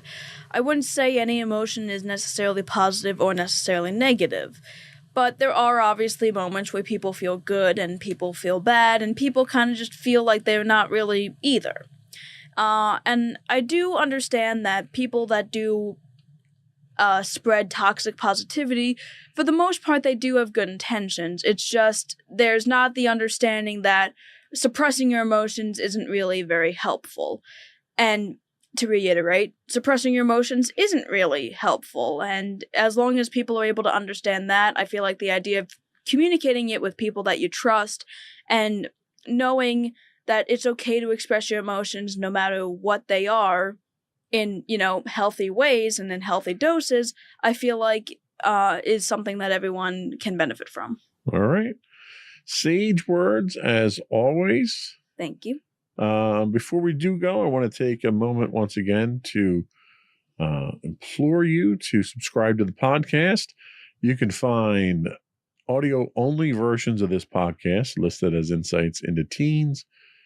You can also find audio and video versions of all the network's podcasts listed as Insights into Things, anywhere you can get a podcast now, Apple, Spotify, Google, etc.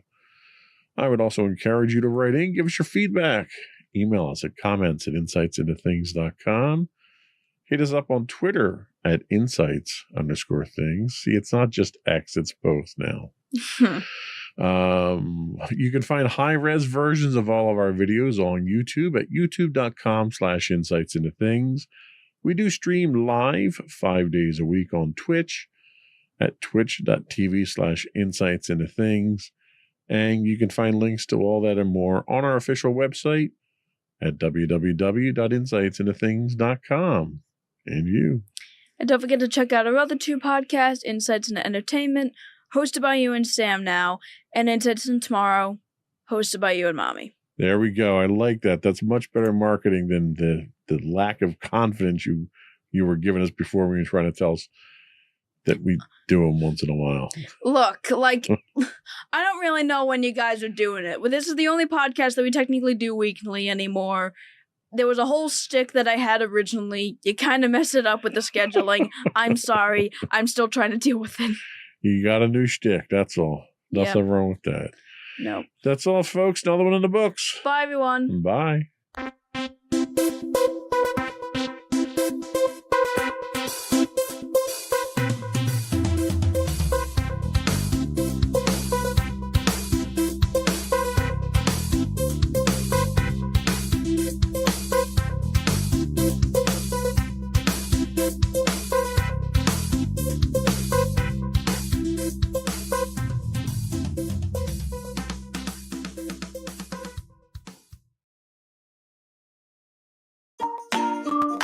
Insightful podcasts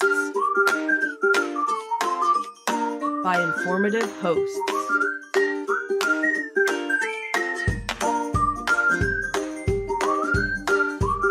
Insights into Things, a podcast network.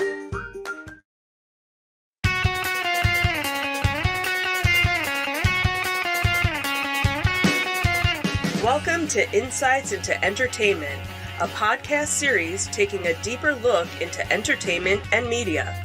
Your hosts, Joseph and Michelle Whalen, a husband and wife team of pop culture fanatics, are exploring all things from music and movies to television and fandom. Hello, everyone, and welcome to Insights into Entertainment, episode 152, Gaming's Best and Bleakest of 2023. That's right, if I'm hosting, that means it's an episode about gaming. I am your host, Sam Whalen, and the guy that I just keep dragging into the river of gaming news, my co-host, Joseph Whalen. How's it going? Hey, and if you're hosting as well, it means we're going to get into some negative stuff at the end of the show, too. That's right. That's our MO. Yeah, we're going to start off positive, though. So today we're doing, like I said, another gaming episode. We're going to talk about the Game Awards. The nominations are out. The actual ceremonies are on December the 7th, so right around the corner. But yeah, we're going to cover some of the nominations, and then we're going to get into some bummer stuff. Because while it has been one of the best years for gaming, it has been one of the worst years for gaming industry layoffs. So we're going to get into some of the hardest hit companies from that, and who should be held accountable for these layoffs, and if there's a way to prevent them. But before we get into that, we have to plug all of our subscriptions, or we need you to subscribe. That's on Apple Podcasts, Spotify, Google Podcast. Is Stitcher still around? Last time I did this, I think they are gone now. Yeah, well, if you're still on Stitcher, find a way to subscribe to us. We'd appreciate it. iHeartRadio, TuneIn, Amazon, and Pandora. Everyone loves Pandora. Yeah. Shout out Pandora. I forgot about that. Of course, you can always contact us as well if you have any questions, comments, or concerns. You can email us at comments@insightsintothings.com. We are on X at insights_things. I got it. Yeah, it was limited in what my options were. Okay. They were maybe already taken. Facebook, you can search Insights Into Things. Instagram, Insights Into Things. Anywhere, just search it. It'll come up. And of course, all these links can be found on our website, www.insightsintothings.com. Let's get right into it. All right.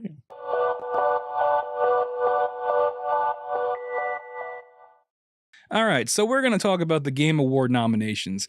And I know what you're thinking. Do you want to start with some smaller stuff? No, we're going to start with the big one because that's what everybody's here for. All right, we're going to start with. Are we planning on talking about anything other than the big one? Yeah, we got a couple other things in there. There's one other smaller category that I want to talk about just because there's controversy.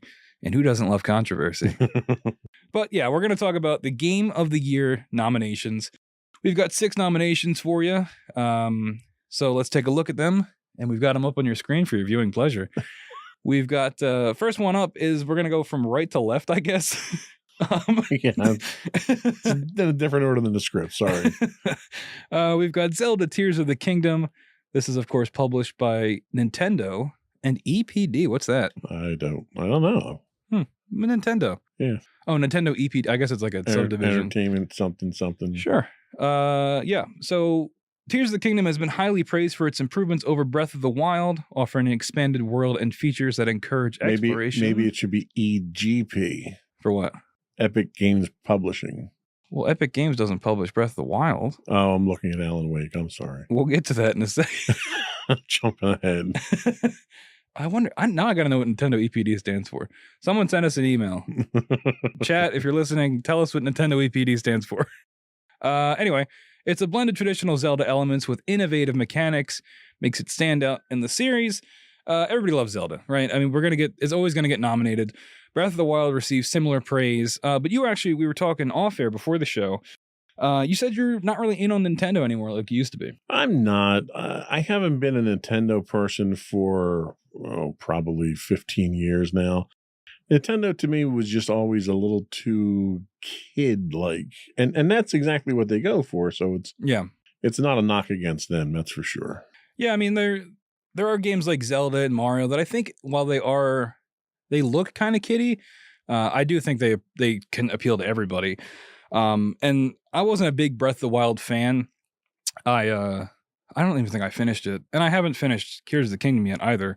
But I'm enjoying it much more than I enjoyed Breath of the Wild. I just think it's pretty incredible. I mean, you know, it's one of those games where they just drop you into the world and they give you a set of tools and they just say go. Yeah, I mean, they do a fantastic job on their games. It's just, it doesn't appeal to me. There's an audience that it appeals to, and for that, they love it. Yeah, and again, Nintendo getting a lot of love. 2 nominations from Nintendo this year. But yeah, I mean, what is there to say? It's Zelda. If you like Breath of the Wild, you're going to like Tears of the Kingdom. A lot of people, it is their front runner for winning this. A lot of people think it's going to go to Tears of the Kingdom. I don't personally. There's one. Neither do I. Yeah, you'll see where our biases lie coming up shortly. But yeah, that's Tears of the Kingdom. Moving on to nomination number 2, we've got Marvel Spider-Man 2. This is published by Insomniac Games. Insomniac, probably my second favorite PlayStation acquired studio, behind Sony Santa Monica, who of course did God of War, the new God of War games. Insomniac, Yes. just incredible. Banger after banger games. Ratchet and Clank, Spider-Man 1, others that I'm not remembering. There was I think they did Sunset Overdrive, which was before they got bought by PlayStation. Sunset Overdrive, great game. You should all check it out. But yeah, Marvel Spider-Man 2 stands out for its dual character gameplay, innovative combat and traversal mechanics, and an expansive narrative that enriches the Spider-Man universe. I'm probably about 3/4 of the way through this.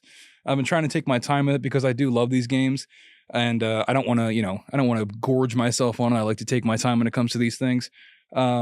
But I didn't finish it for the show, so what are you going to do? But you haven't started at all, right? But you played the first one. I haven't started it yet. What are your thoughts on it so far? How similar is it to the first?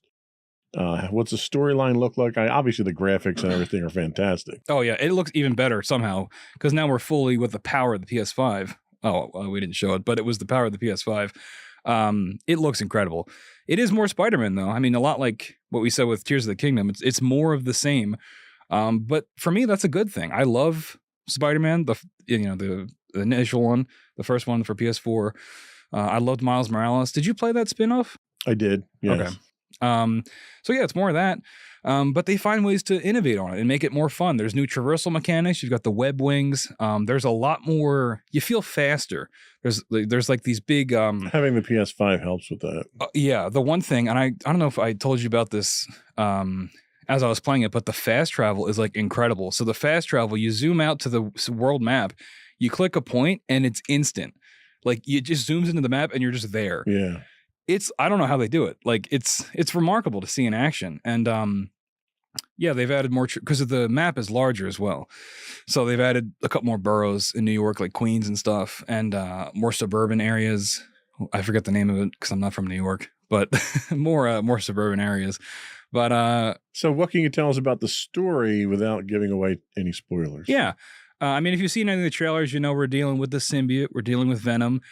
And honestly, you can probably guess where the story's going to go because it's the same usually every time when Spider-Man deals with, if you've seen the Sam Raimi movies, it's a similar story. And honestly, so far, nothing has really surprised me with the story. I've pretty much been able to guess every beat. And that's not necessarily a bad thing, right? Because these, you still love these characters. You've got Peter Parker and Miles Morales now, which is really, really neat. Being able to switch between those two at will. And the really cool thing is like in story missions when you're switching between them on the fly. It's scripted in missions, but it's still really incredible to see it happen. It reminds me of Grand Theft Auto 5 doing the same thing, switching in game. But yeah, I mean it's the story. There really isn't anything to spoil, honestly, not yet anyway. I mean, I'm sure some stuff will happen because I haven't finished it yet. But if you've seen a Spider-Man symbiote suit story, it's pretty similar. So is this your pick? No, my pick is your pick. Okay. Which we'll get to shortly. But that is Spider-Man 2. Now, this next one, I have probably the least amount of information on, personal experience as well. It's Alan Wake 2, published by Remedy Entertainment and Epic Games as well. Funny thing about this, there's no digital or physical versions. It's all digital. So, fun fact. I think it's just a sign of the times. Yeah, well, especially with it being published by Epic, they want everyone to go through their storefront.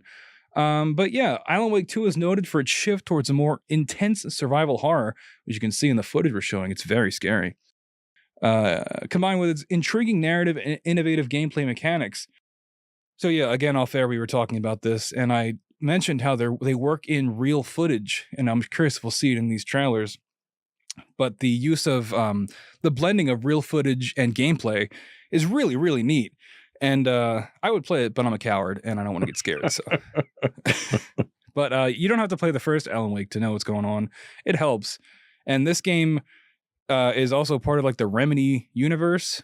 Remedy also published a game called Control, which I think was up for Game of the Year 2-3 years ago, something like that. Okay. But it's like a connected universe now. So they're bringing the stuff from Control in, they're bringing the stuff from the first Alan Wake in, and they're bringing in some stuff from Max Payne, kind of. Wow, really? Well, yeah, because like they say that that's not part of the Remedy verse because they didn't like necessarily own it at the time. Like I think they published 1 and 2, but then 3 was through Rockstar, I think.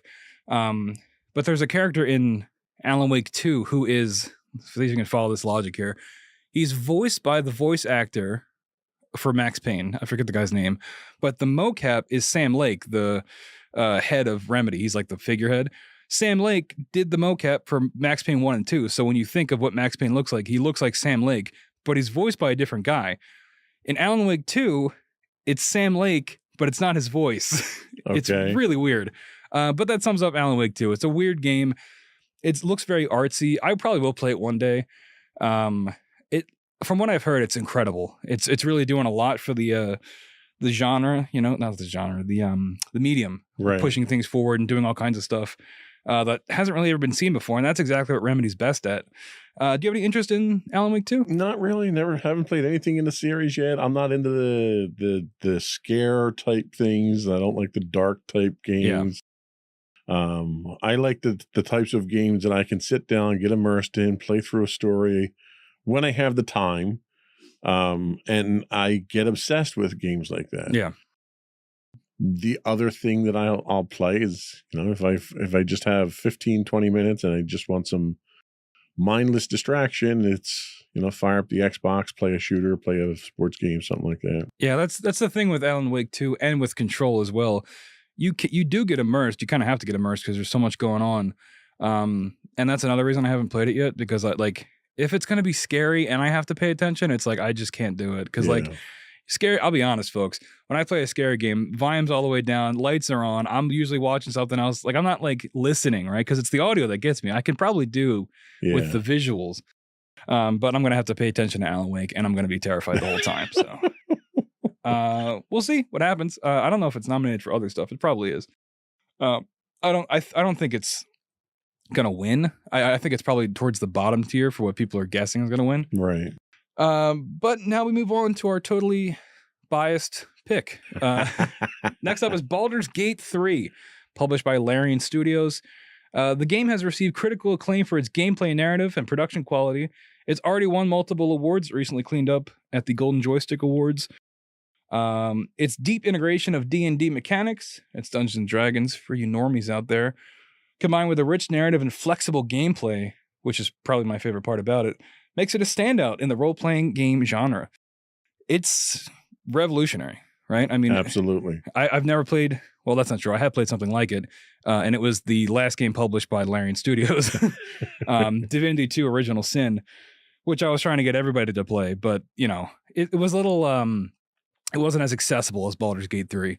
And, this game has taken everybody by storm. Everybody's talking about it. You have 500 hours in it. Yeah, I have an unhealthy amount of time into this game for some reason.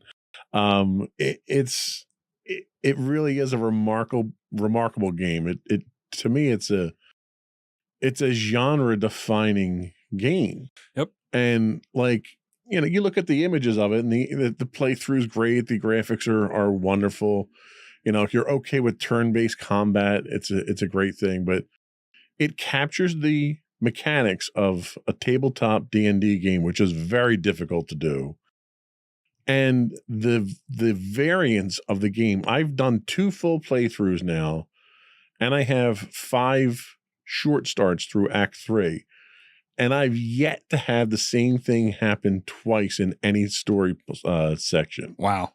It's amazing that the game itself is that adaptive, and your choices matter. A lot of game systems tell you your choices matter, right?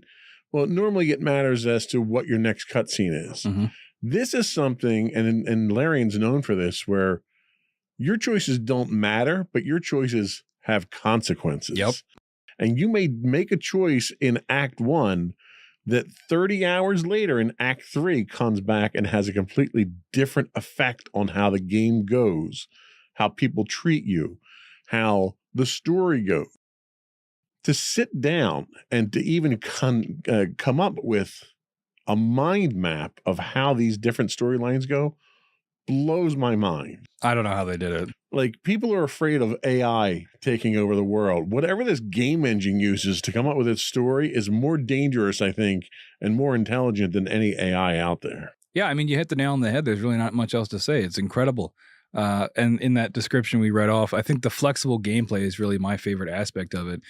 It feels like D&D. You know, I love Dungeons and Dragons, and this is as close as you can get. And in some ways, I think it's better than actually playing D&D because I think it onboards everything so much simpler, right? At least on console, you know, your actions and everything you can do. When I'm playing D&D in real life, and I've got, even using the app or pen and paper, you kind of forget a lot of stuff you can do because there's so much information. But I think what Baldur's Gate 3 does so well is streamline that and make it so you really are considering everything you can do, even if it's just like shoving somebody off a cliff, which is like, you know, you can end a boss fight by doing that if you pass the check. And it's like D&D in that regard, where a DM could spend 3 hours planning a boss encounter, and you walk up and you pass the first persuasion check and the fight's over. You don't even have to fight the guy. I know that feeling.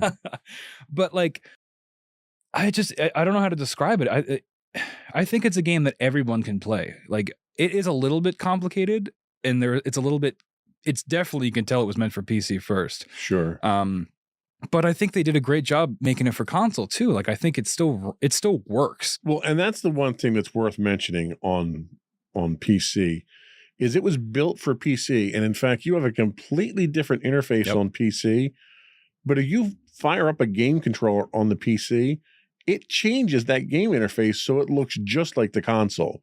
So it's completely, that's another thing, that the fact that they went through and made 2 completely separate interfaces for how you were going to interact with the game, just that level of forethought was extraordinary. Yeah. And I have to say, you know, you and I both play D&D. We both DM from time to time. This has changed the way that I play D&D. Yep. It's educated me on different character class information, all that stuff.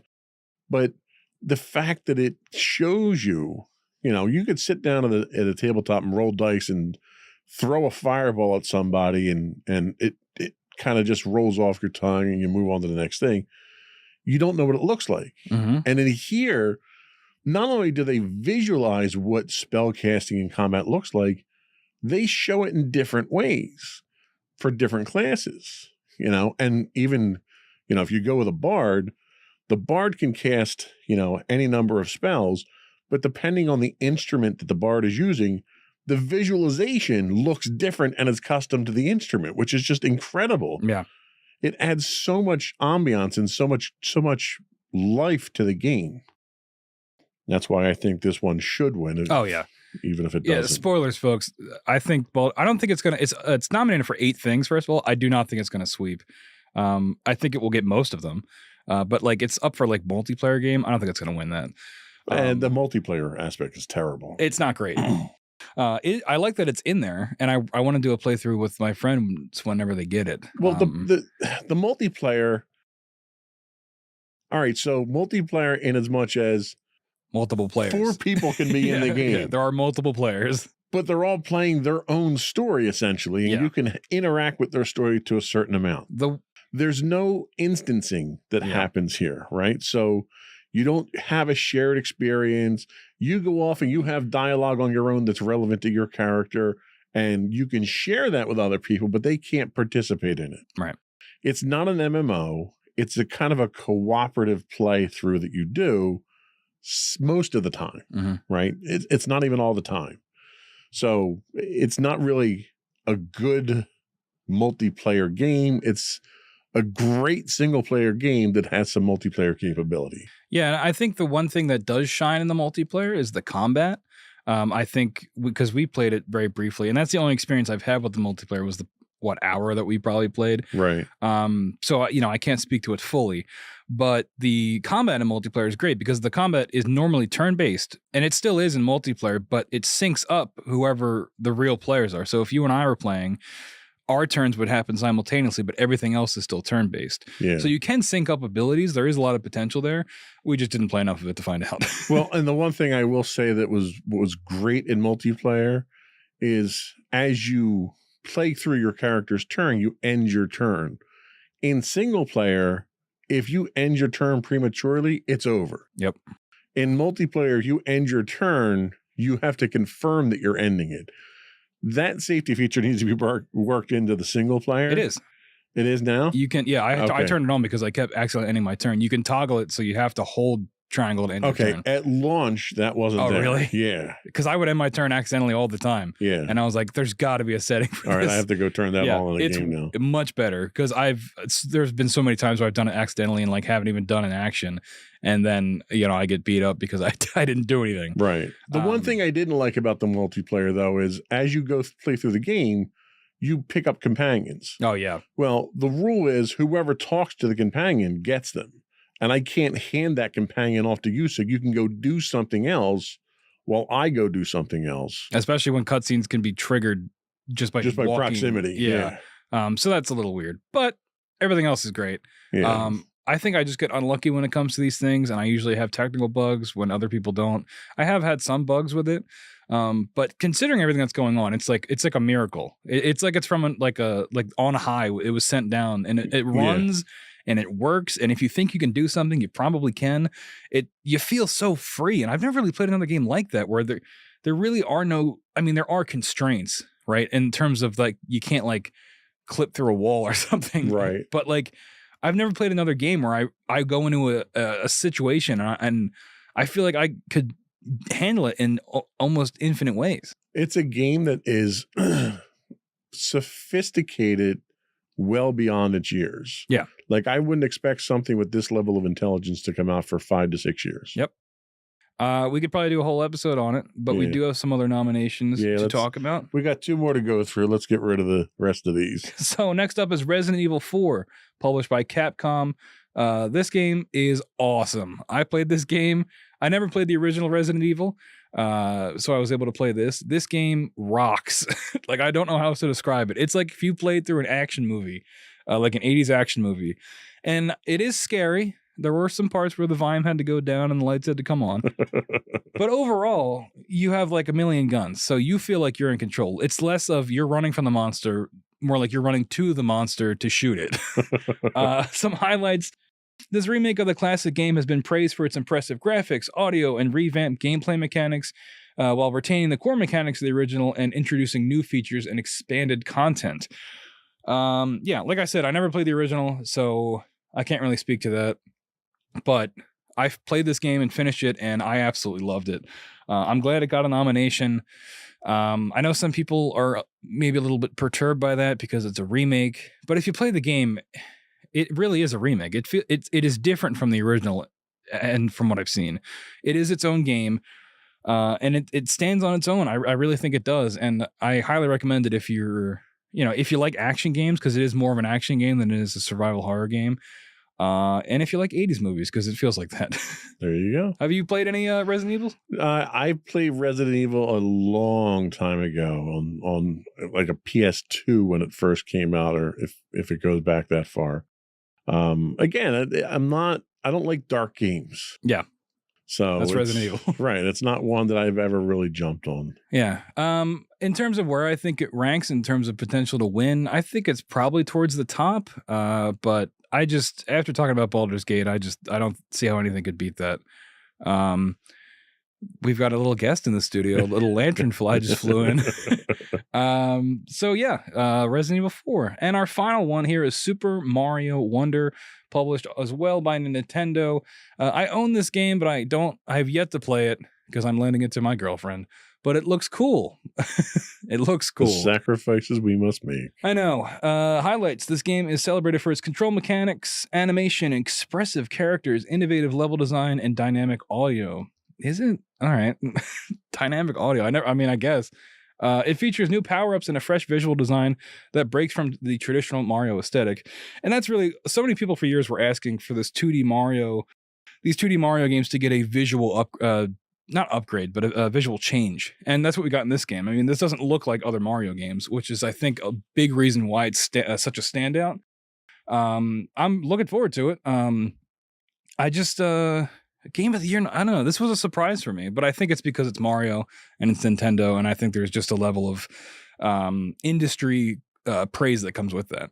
Well, and correct me if I'm wrong, with this looks suspiciously like a standard Mario platformer. Well, yeah. With really nice graphics. It does look very pretty. They added a bunch of new power-ups and stuff. From what I've heard from people that have played it, it's not as... it didn't break the mold as much as people wanted it to. I think a lot of people were just hungry for a, just full send it, just do something different. Oh, he's on me now. I flicked him. Now he's knocked out somewhere. Sorry about that. But yeah, I think it wasn't quite the property shakeup people were looking for. Well, I think it's funny that there was criticism leveled at Resident Evil for being a remake. How is this not a remake? Well, it's not I mean, all the levels are unique. You'll probably still get the Mario 1-1 world that has in every Mario game, but all the levels are new. All the content is new. That trailer did not really do it justice, I don't think. It didn't impress me, I'll tell you that. Yeah. If there was one that I could be okay cutting from these nominations, it would probably be this. But again, I haven't played it. Maybe when I play it, I'll change my mind. But fair enough. Yeah. So those are your Game of the Year nominations. Tell us what you think should win in the comments down below. I think our vote is soundly Baldur's Gate. Absolutely. So yeah, we have some other quick things I want to round up here in this section because we've gone kind of long. It has been a banner year for gaming. A couple nominations, games I would like to highlight that didn't make Game of the Year nominations. Sea of Stars, highly recommend that if you like RPGs, that pixel style. That game is incredible. It's fantastic. Final Fantasy 16, Armored Core 6. These are all nominated in other categories, not Game of the Year. Starfield. Remember Starfield, everybody? I have heard rumors of Starfield. It's bad. I don't like it. I'll say it. I heard it's got a really good engine for building Starship. Yeah, I haven't done any of that. That's what everyone seems to love about the game. Yeah, it's I don't know. I think since it's come out, it was praised pretty highly on release, but I think as people have been able to sit with it, I think it's somewhere in the middle of the pack, which is a disappointment, especially if you're an Xbox fan, because that was supposed to be their game winner. That was supposed to be their game winner, and it's nominated for one category, and it's probably not going to win. What's that for? Biggest game of the year? RPG, I think, is what it's up for. But Baldur's Gate's in that category, so it's not going to win. Yeah, so Jeff Keighley, the guy that runs it, he's like the brains behind the operation. He said that even though, it's a great year for gaming, we did have to limit it to 6. Let's see. Do we want to cover these other categories, or are we short on time? You can run through them real quick. So we got these are some that I just wanted to highlight. Best performance, we have Ben Starr for Final Fantasy 16, Cameron Monaghan for Jedi Survivor. Have you played that yet? No. Yeah, he does a good job. It's fine. I didn't really like the first ones. Oh, that's right. You didn't. We've talked about that before.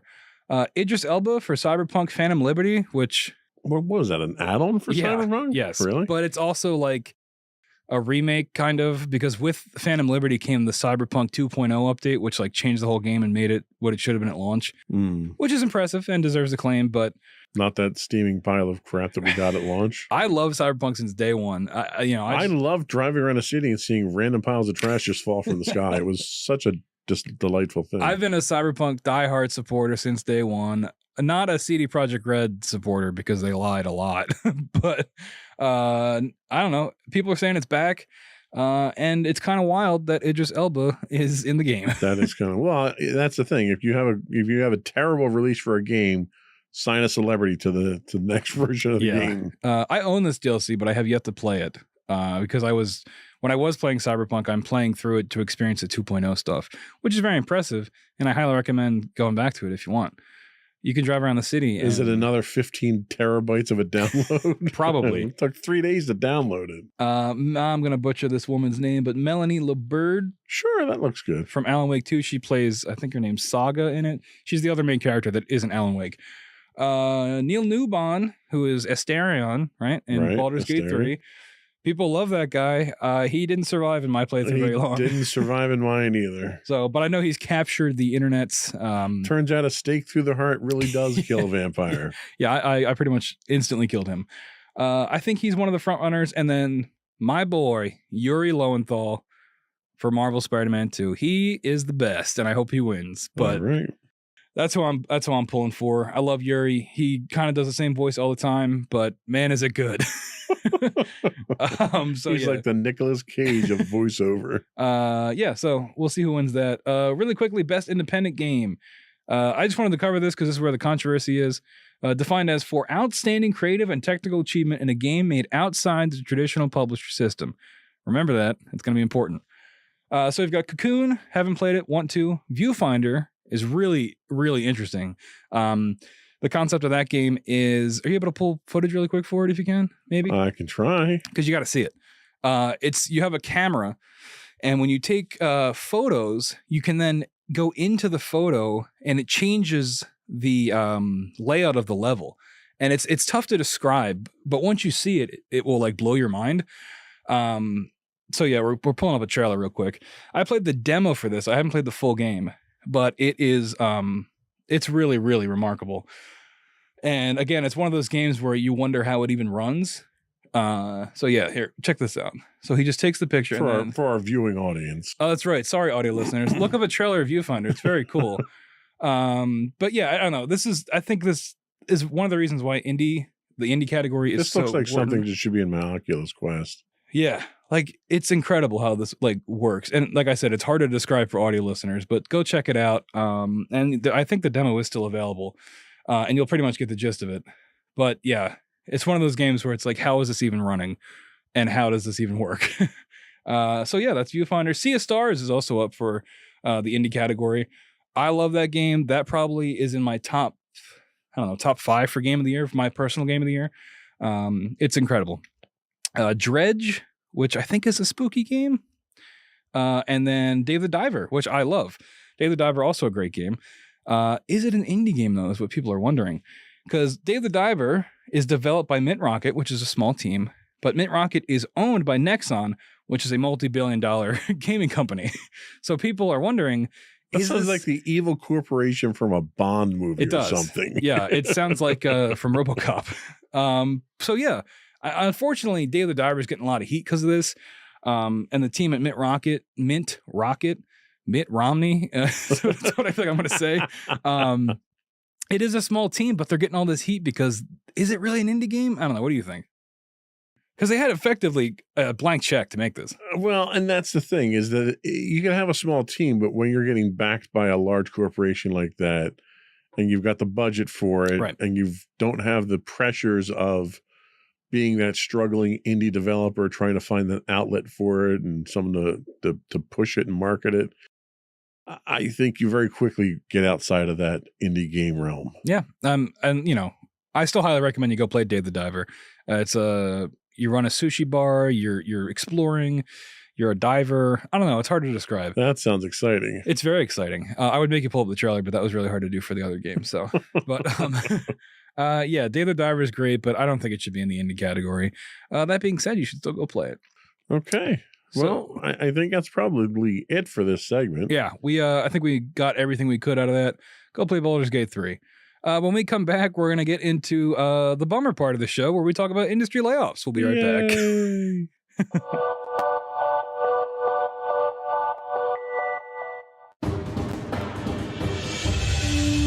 For over 7 years, The Second Sith Empire has been the premier community guild in the online game Star Wars: The Old Republic. With hundreds of friendly and helpful active members, a weekly schedule of nightly events, annual guild meet and greets, and an active community both on the web and on Discord. The Second Sith Empire is more than your typical gaming group. We're family. Join us on the Starforge server for nightly events such as operations, flashpoints, world boss hunts, Star Wars trivia, guild lottery, and much more. Visit us on the web today at www.thesecondsithempire.com.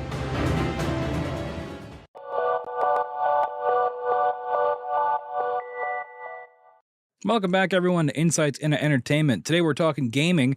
We just got done covering the Game Award nominations, and now we're going to talk about industry layoffs. Of course we're talking gaming because you're on the show. That's right. I should wear like a gamer sweater or Should something. be Insights into Gaming when you're on. Yeah, have like Mountain Dew in the intro. All right. So anyway, like I said at the top of the show, despite being lauded as one of the best years in gaming, the industry has been hit by massive layoffs at every level.